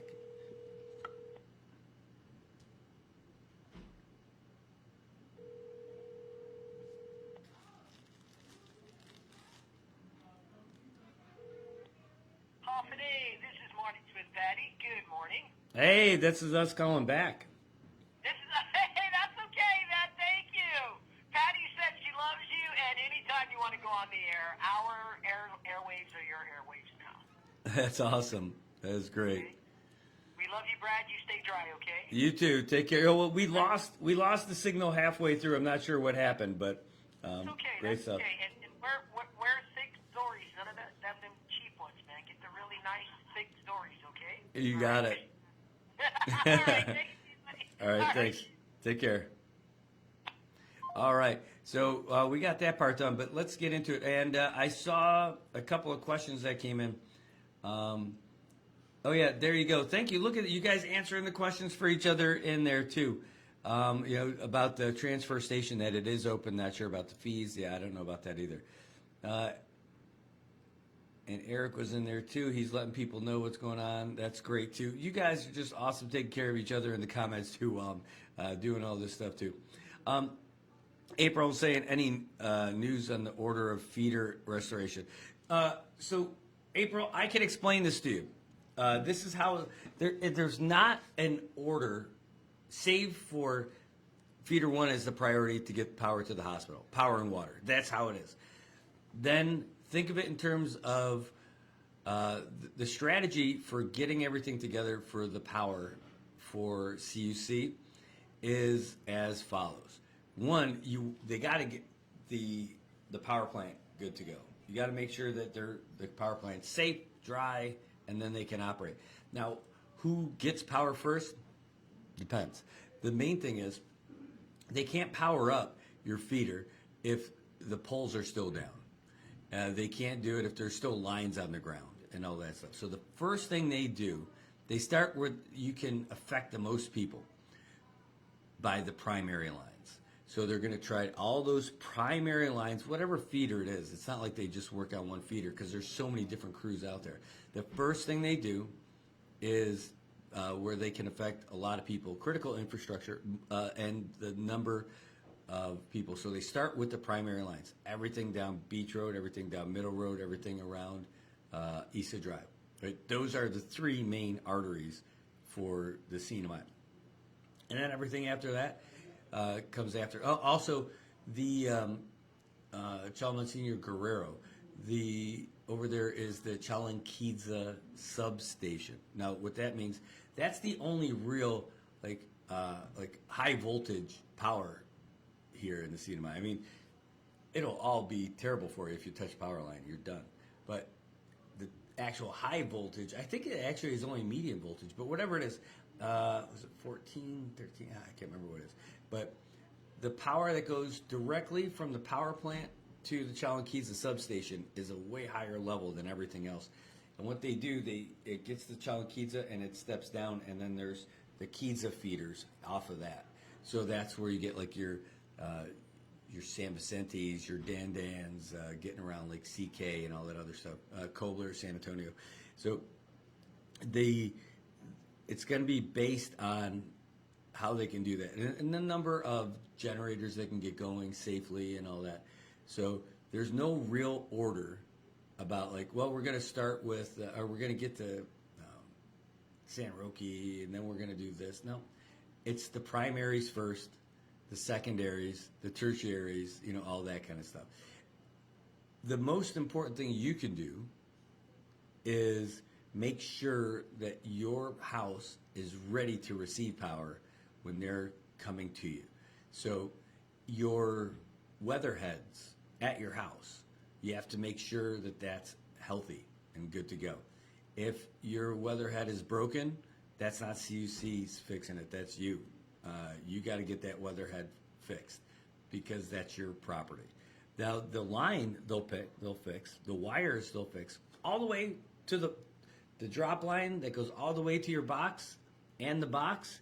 That's CUC, but that weather head is yours, so you've got to get that fixed. If it's not fixed, then you got to get that done. Otherwise, what they end up doing is they go around taking the meters and disconnecting all that stuff so that the power won't be on to your place when that happens, because that means it's damaged. They don't want to blow up your box and all that other stuff. So you got to make sure that your stuff is ready for the power when it's coming your way. So that's a big thing. Get it inspected.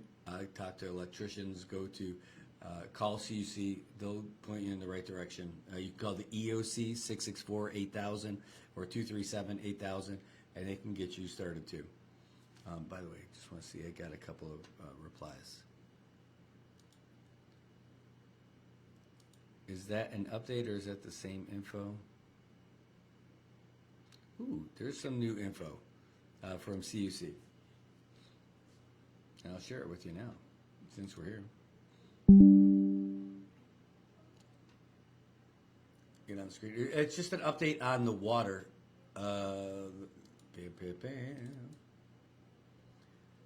Imperial. Let's get this up on the screen for you. Over here and here.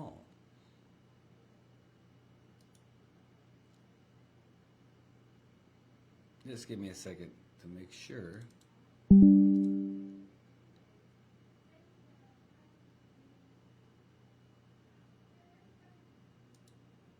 Nope, that's not the one. I think it's going to be this one. No.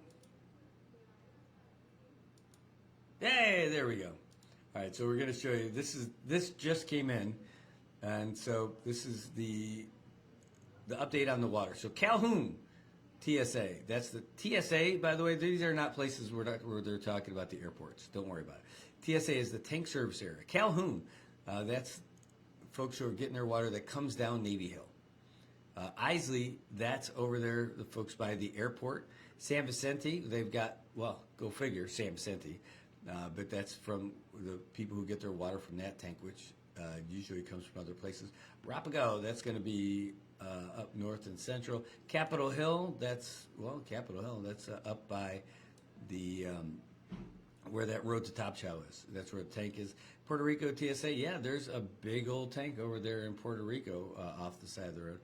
Agag, that's the one that feeds just about everybody too on the backside. Agag is the one that's just above the Santa Lourdes intersection.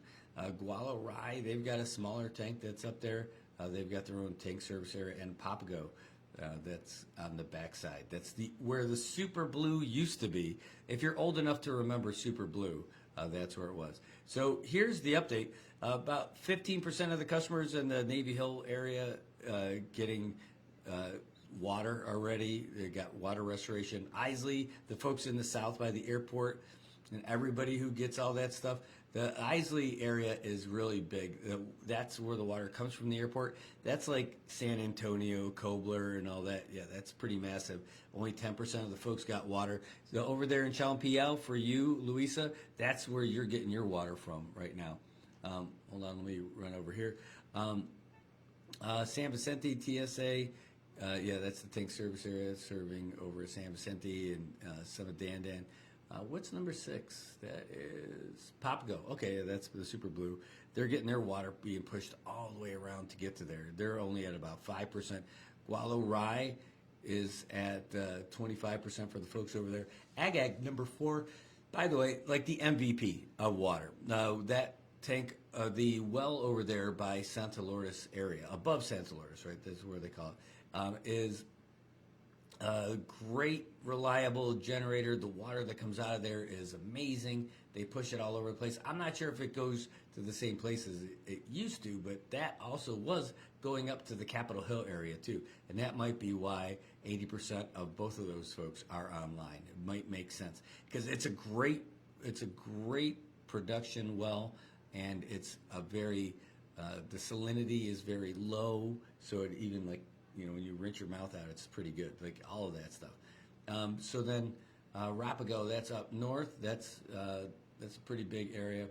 Oh, it says Naftown would be nice, even if low pressure. Yeah, Tobot, I'm telling you, that would be a good spot. It would, but not so much. You know what they don't show is the San Roque TSA, do they? You know, that 1 million gallon tank that's up there? That's not even on here. So I don't know what that story is all about. Yeah, because there's that big, I mean, maybe that's because it's at 0%. Maybe they forgot it. Who knows? But that's the latest. That's an uptick, by the way. That means they've added more service, at least in the Capitol Hill and Ag, because I remember looking at the last one was 75%. Now it's at 80%. So that's a good thing. You know, so that is showing some progress. We're going to post that up on there, on the socials and the websites and all that stuff, so everybody can get a little love and feel pretty good about it. Let's see. Yeah, that's the one that just came out. Yeah, so we'll work on that. We'll get that out to you guys. Let me open up my WhatsApp to see if there's anything else from anybody else that's got questions. No. Hold on.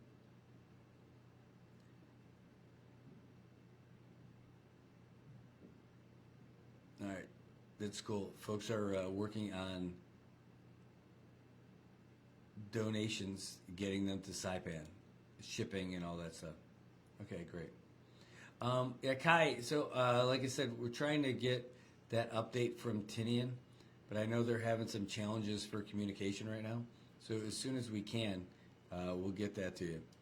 Where are we? 9:43 in the morning. Let me see if I've got anything else for you, and now I've got to start to transition from the show to start to get you guys the updates as they come in. I mean, I guess I could probably try doing both, but I don't want to.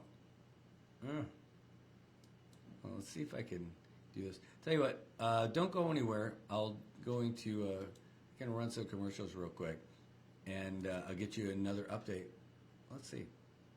I'll get you another update while I start doing some news updates, so I can put that out to everyone, so everyone can see the latest that came out here. Let's see. Is there another one here? It looks like there is. And AP. This is their Sunday, so they are always super light when it comes to our Monday broadcast. They only have like those 1-minute updates, so I'll get you that right now, actually. This is AP News Minute. 8 children are dead after a gunman in Shreveport, Louisiana, opened fire in 2 separate homes early Sunday. Police say the gunman related to some of the children was shot and killed by police following a chase in a stolen car. President Donald Trump says U.S. negotiators will be in Pakistan Monday for talks with Iran. AP correspondent Julie Walker. President Trump sending Vice President J.D. Vance and a team of negotiators back to Pakistan Monday for round 2 of peace talks with Iran, also accusing the country of violating the ceasefire agreement by firing on ships in the Strait of Hormuz. In Beijing, a humanoid robot has beaten the world record holder's time in a half-marathon race using autonomous navigation. The robot completed the 13-mile race in 50 minutes, 26 seconds. The human record, 57 minutes. Test development engineer Zhao Di-Du says the robot was modeled after outstanding human athletes. I'm Donna Warder. Fox Sports Update. First round matchups for the NBA playoffs are finally set. Cavaliers beat the Raptors in game 1 of that series, 126-113. And a big reason why, Donovan Mitchell scored a game-high 32. And again, the Cavs, who were 8.5-point favorites, win game 1, 126-113. Meanwhile, the Suns eliminated the Warriors in the play-in tournament, and for that, they get the best team in the sport in the first round. Thunder and Suns meet in OKC Sunday. That's when they'll begin their series. Here's Dylan Brooks of Phoenix sizing up OKC. There's a reason why they're the number 1 team in the NBA, so we're going to have our hands full with, their driving, but if our closeouts and our rotations are great, we'll be able to get them down lower into the shot clock and, play our defense there. All right, also starting opening round series on Sunday, Sixers and Celtics in Boston, Magic and Pistons in Detroit, and the Blazers and Spurs from San Antonio. Meanwhile, from the WNBA, three-time All-Star Aaliyah Boston has agreed to a 4-year, $6.5 million contract extension with the Indiana Fever. That gives Boston the richest total salary in league history to date. All right, baseball news, and it's not good news for the New York Mets. Make it 10 straight losses. They fall to the Cubs at Wrigley 4-2. Elsewhere, Reds over the Twins 5-4.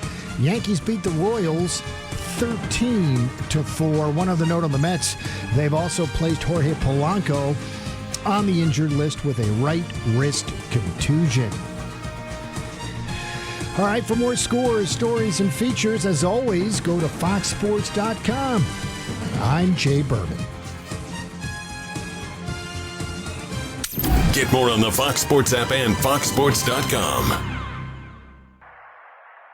If you see something, say something, and stay anonymous. Call Crime Stoppers at 234-7272 or submit a tip online at nmicrimestoppers.com. No names, no caller ID, no recordings, just your info. And if your tip leads to an arrest, you could earn up to $1,000 in cash. Your tips have helped take hundreds of criminals off the streets in the NMI. It works because of you. Crime Stoppers, we want your information, not your name. PHI is your local pharmacy serving customers in Cagman, Garapan, and Dandan since 1996. Shop PHI Pharmacy for all your prescriptions, and we even offer a large line of multivitamin supplements. Our Dandan location is open weekdays from 8 to 6 and 8 to 4 on weekends. Or visit our Garapan and Cagman locations weekdays from 8 to 6 and 8 to 1 on Saturdays. Check us out online at phipharmacy.com or follow us on Facebook. PHI is a locally owned independent community Health Mart pharmacy. Health Mart, taking the time to listen and care.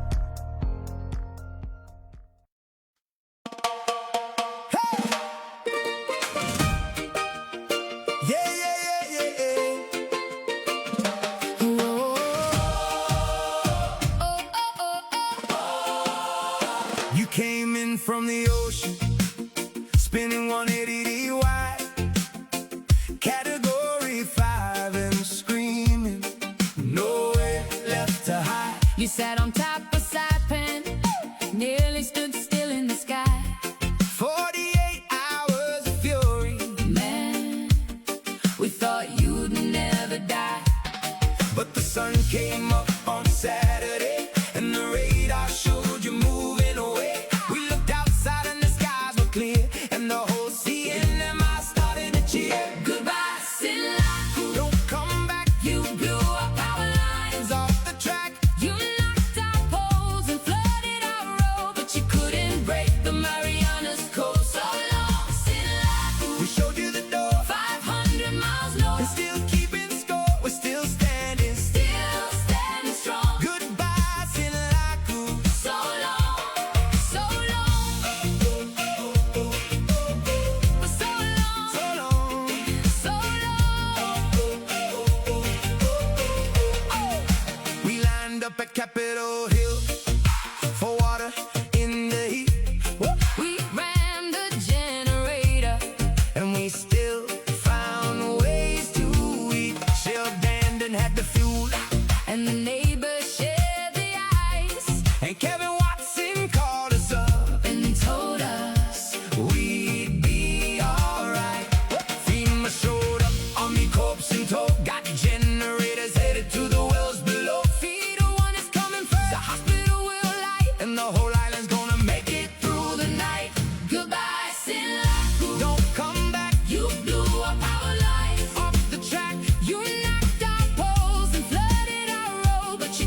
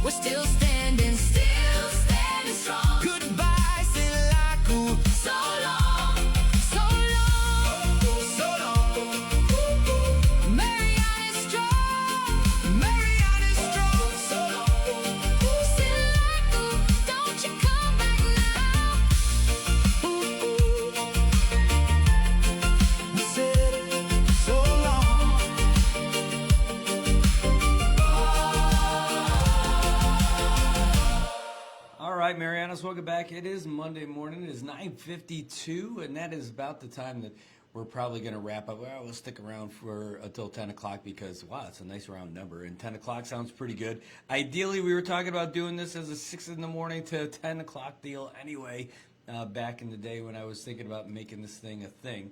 So we'll do that for you. We'll continue to bring you the updates. We took advantage of that time with the news update and the music to give the latest CUC information. It's up there on all of our social media channels and on the website, nminewsservice.com. So if you're not familiar with it, get familiar.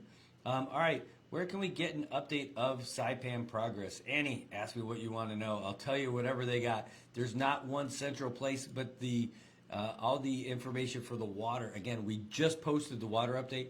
For the power, we're just going to have to we're going to have to wait. The only thing that's on for power is that little bit from the power plant to the hospital. By the way, a few days ago, one of my friends in one of our groups said that, looks like the power in my house came on for a second. It's like they were trying to get it up and running for a little bit. Probably what that really was is backfeeding off of somebody else's power. We're still on the show. Hold on 1 second. Hi, I know you called earlier. We're still on the show, probably about another. Hey, so I'll give you a call back. We'll be off in about 7 minutes. Sound like a plan? You got it, no problem. All right. By the way, that number that called in, I actually don't know who it is offhand, but I told them before that we were on the show, and they didn't want to be on the show, but they wanted to share some stuff. But as soon as the show is over, we're going to call them back and get some stuff. They've got some info for us that they definitely don't want to share live on the air from what they were saying. Man, I'll tell you. Yeah, Evelyn, that's it. So it says, Evelyn saying that music touchdown, Florida, Portland, San Diego. Man, that's something. It is definitely there. That's a combination of like all the news updates that we were doing and all the weather updates and what's been happening and all that stuff, and put it together with that. We made the song with AI as it's part of one of our fun things to do when we're not recovering from typhoons, and it's something that we've been learning how to do, I don't know, for months. And yeah, so I loved it, and I get choked up by that stupid song too. It's terrible.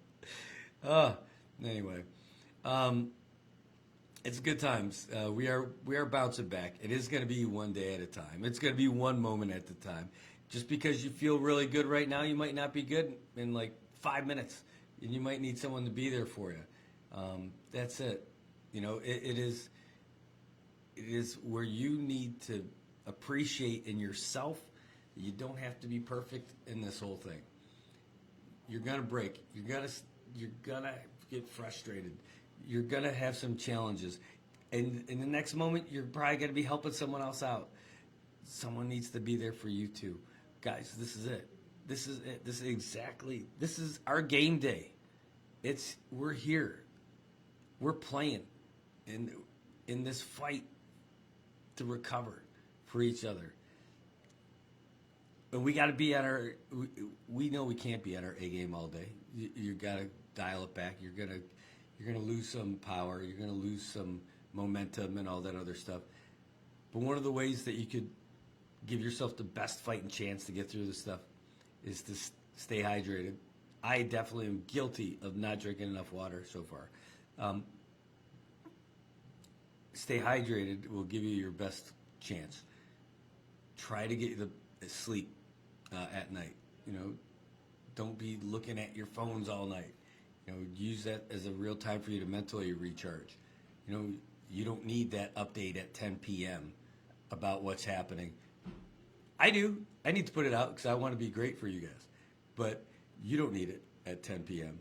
You need sleep because the following day, you know, there's a disaster area waiting for you and waiting for your help. And we need you, and we need your best when you can. And if we can't get your best, give us the best you got every day. That's who we are for each other right now. We absolutely need it. Give your friend a hug. It's okay to cry with your friend too, you know.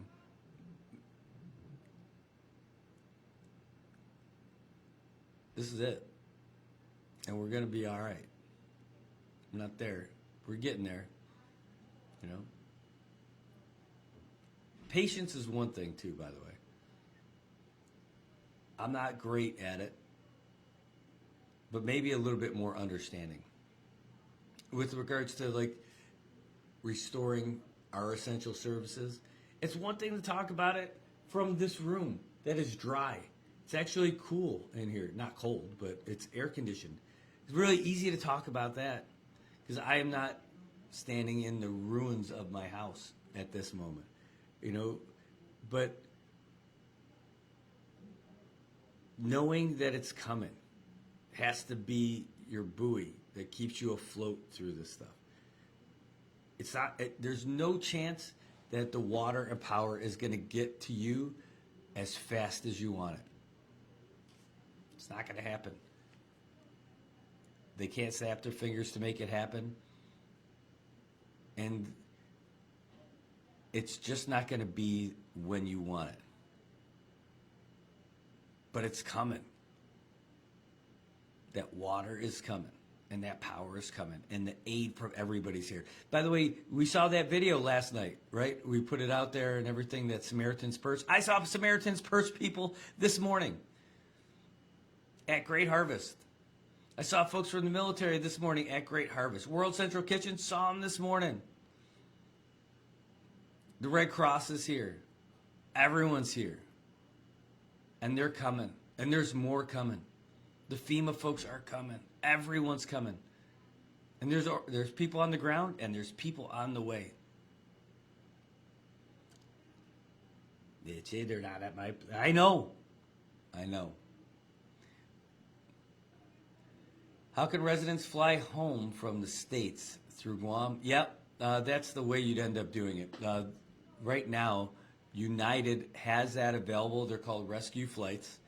And they even added extra flights, 2 extra flights during the week, just for this. Then you can book those on United.com.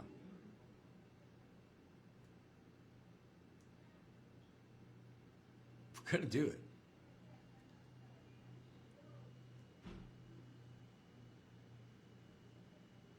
All right, here's good news. We talked about this already. The updates are there on the social media channels and all that stuff. It's on our website too. It's even on our Twitter. But it is about the mass feeding thing today. The good folks at the Salvation Army are going to be feeding a whole bunch of people today. But we're going to tell you again how this thing's going to work. It's not a drive-through, right? It is not a drive-through this time, so that's not how it's going to work. You are going to be able to get some great food. Well, at least some food. I can't tell you how great it's going to be, but I know they're going to have it. It's going to be at Fishing Base in Gualarai, and it's going to be today. Let's get it on the screen right there. Boom, boom, boom. So that is the free hot meals over there today, starting in Garapan at 12:30 to 1 o'clock. Now, remember, this is at the Fishing Base. Not a drive-through, it's a walk-up. And you got to be the one to get the food. You can't pick it up for your auntie, your uncle, your cousin. It says, you've got to physically be there to get your meal. And you get it, and then you leave and eat it. There's no eating on site. There's got to be a lot of people there, guaranteed. And it's first come, first serve. Supplies limited. They want you to get there early. And parking's going to be an issue. They want you to park somewhere nearby so you don't have to walk super far. Get in line, get your stuff, and then get on, move on.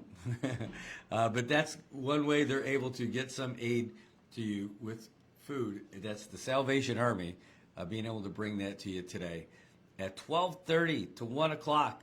Krista Wright, they said, you already have training for waiting in line. You've been doing it the whole time already. So, hey, this is nothing new for you. That's it. This is nothing new. You've already been doing it. Wait, is that the Salvation Army one? No, I want to put it on. I have so many of these updates. I'm telling you, I'm blowing through all of this information in such rapid succession. Why can I not find it quicker? Hold on, let's see.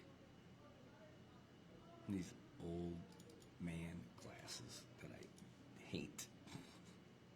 More, less that I hate them, more that I hate that I even have to wear them. Here, let's get that on there so you guys can see it. Boom. So that's happening today at 12:30. 12:30 to 1. Walk up, not drive through. You can't take them for everybody else. It's one per person. You physically have to be in line to get the meal. Then you take away. They don't have tables set up and chairs for people to sit there and eat. Nope. You got to get in line, and then go on with your best self. Walk back to your car with your family, and all that. So it's park nearby and walk to the line area. Grab your meal and go. Grab yours. You got to physically be there to get it, and then that's it. Well, thanks to the Red Cross, there's going to be a lot more things like that. Because not only is the Red Cross doing that, there's a lot of people who want to do stuff like that for you. And there are people who, you know them. You bumped into them. You might not know them. They might have crossed paths with them at a store, beach path, who knows. There's people out here who want to do stuff, and they're trying. They're trying to bring meals to the villages. They're trying to bring water to the villages. They're trying to bring supplies to the shelters. There's a lot happening. There's a lot of great stuff for us. All right, I'm going to wrap up the show because I want to call that guy back. He's got some new stuff for us, and there's some other things to follow up on. We got a reply from the Coast Guard. The Coast Guard said all the information from their last release is still the most current. They are still out there searching for the crew of the cargo vessel Mariana. They are out there, and Japan's helping, by the way. They've got their folks up there in the air, huge swaths of area. It's just a big open ocean, and they're looking for anything. Anything. Maybe they're going to find people on a little floating raft clinging to something. Who knows? That's what they're looking for. They're out there looking for our guys. So nothing new yet beyond that, but they did reply this morning during the show. I was hoping they would have something else, something more. But I know that there are a lot of people waiting for anything that they can get on this.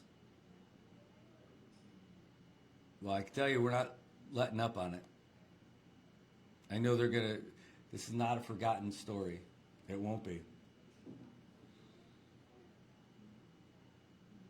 No. That's just about it, guys.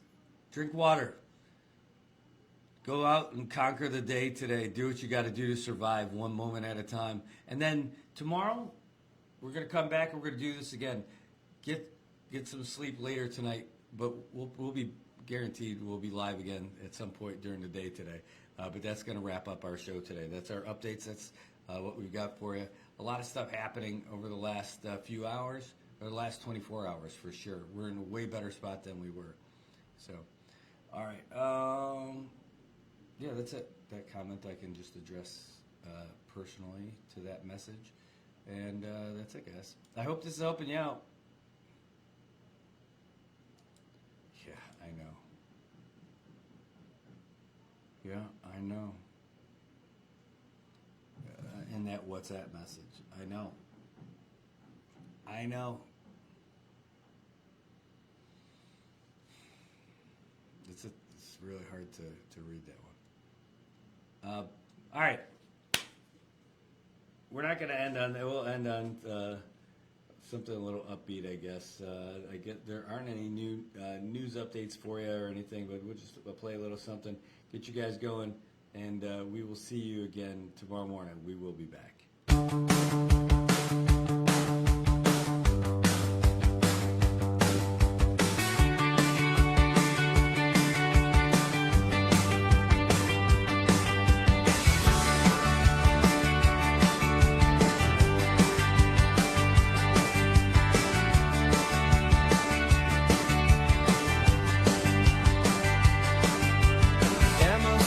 disappear.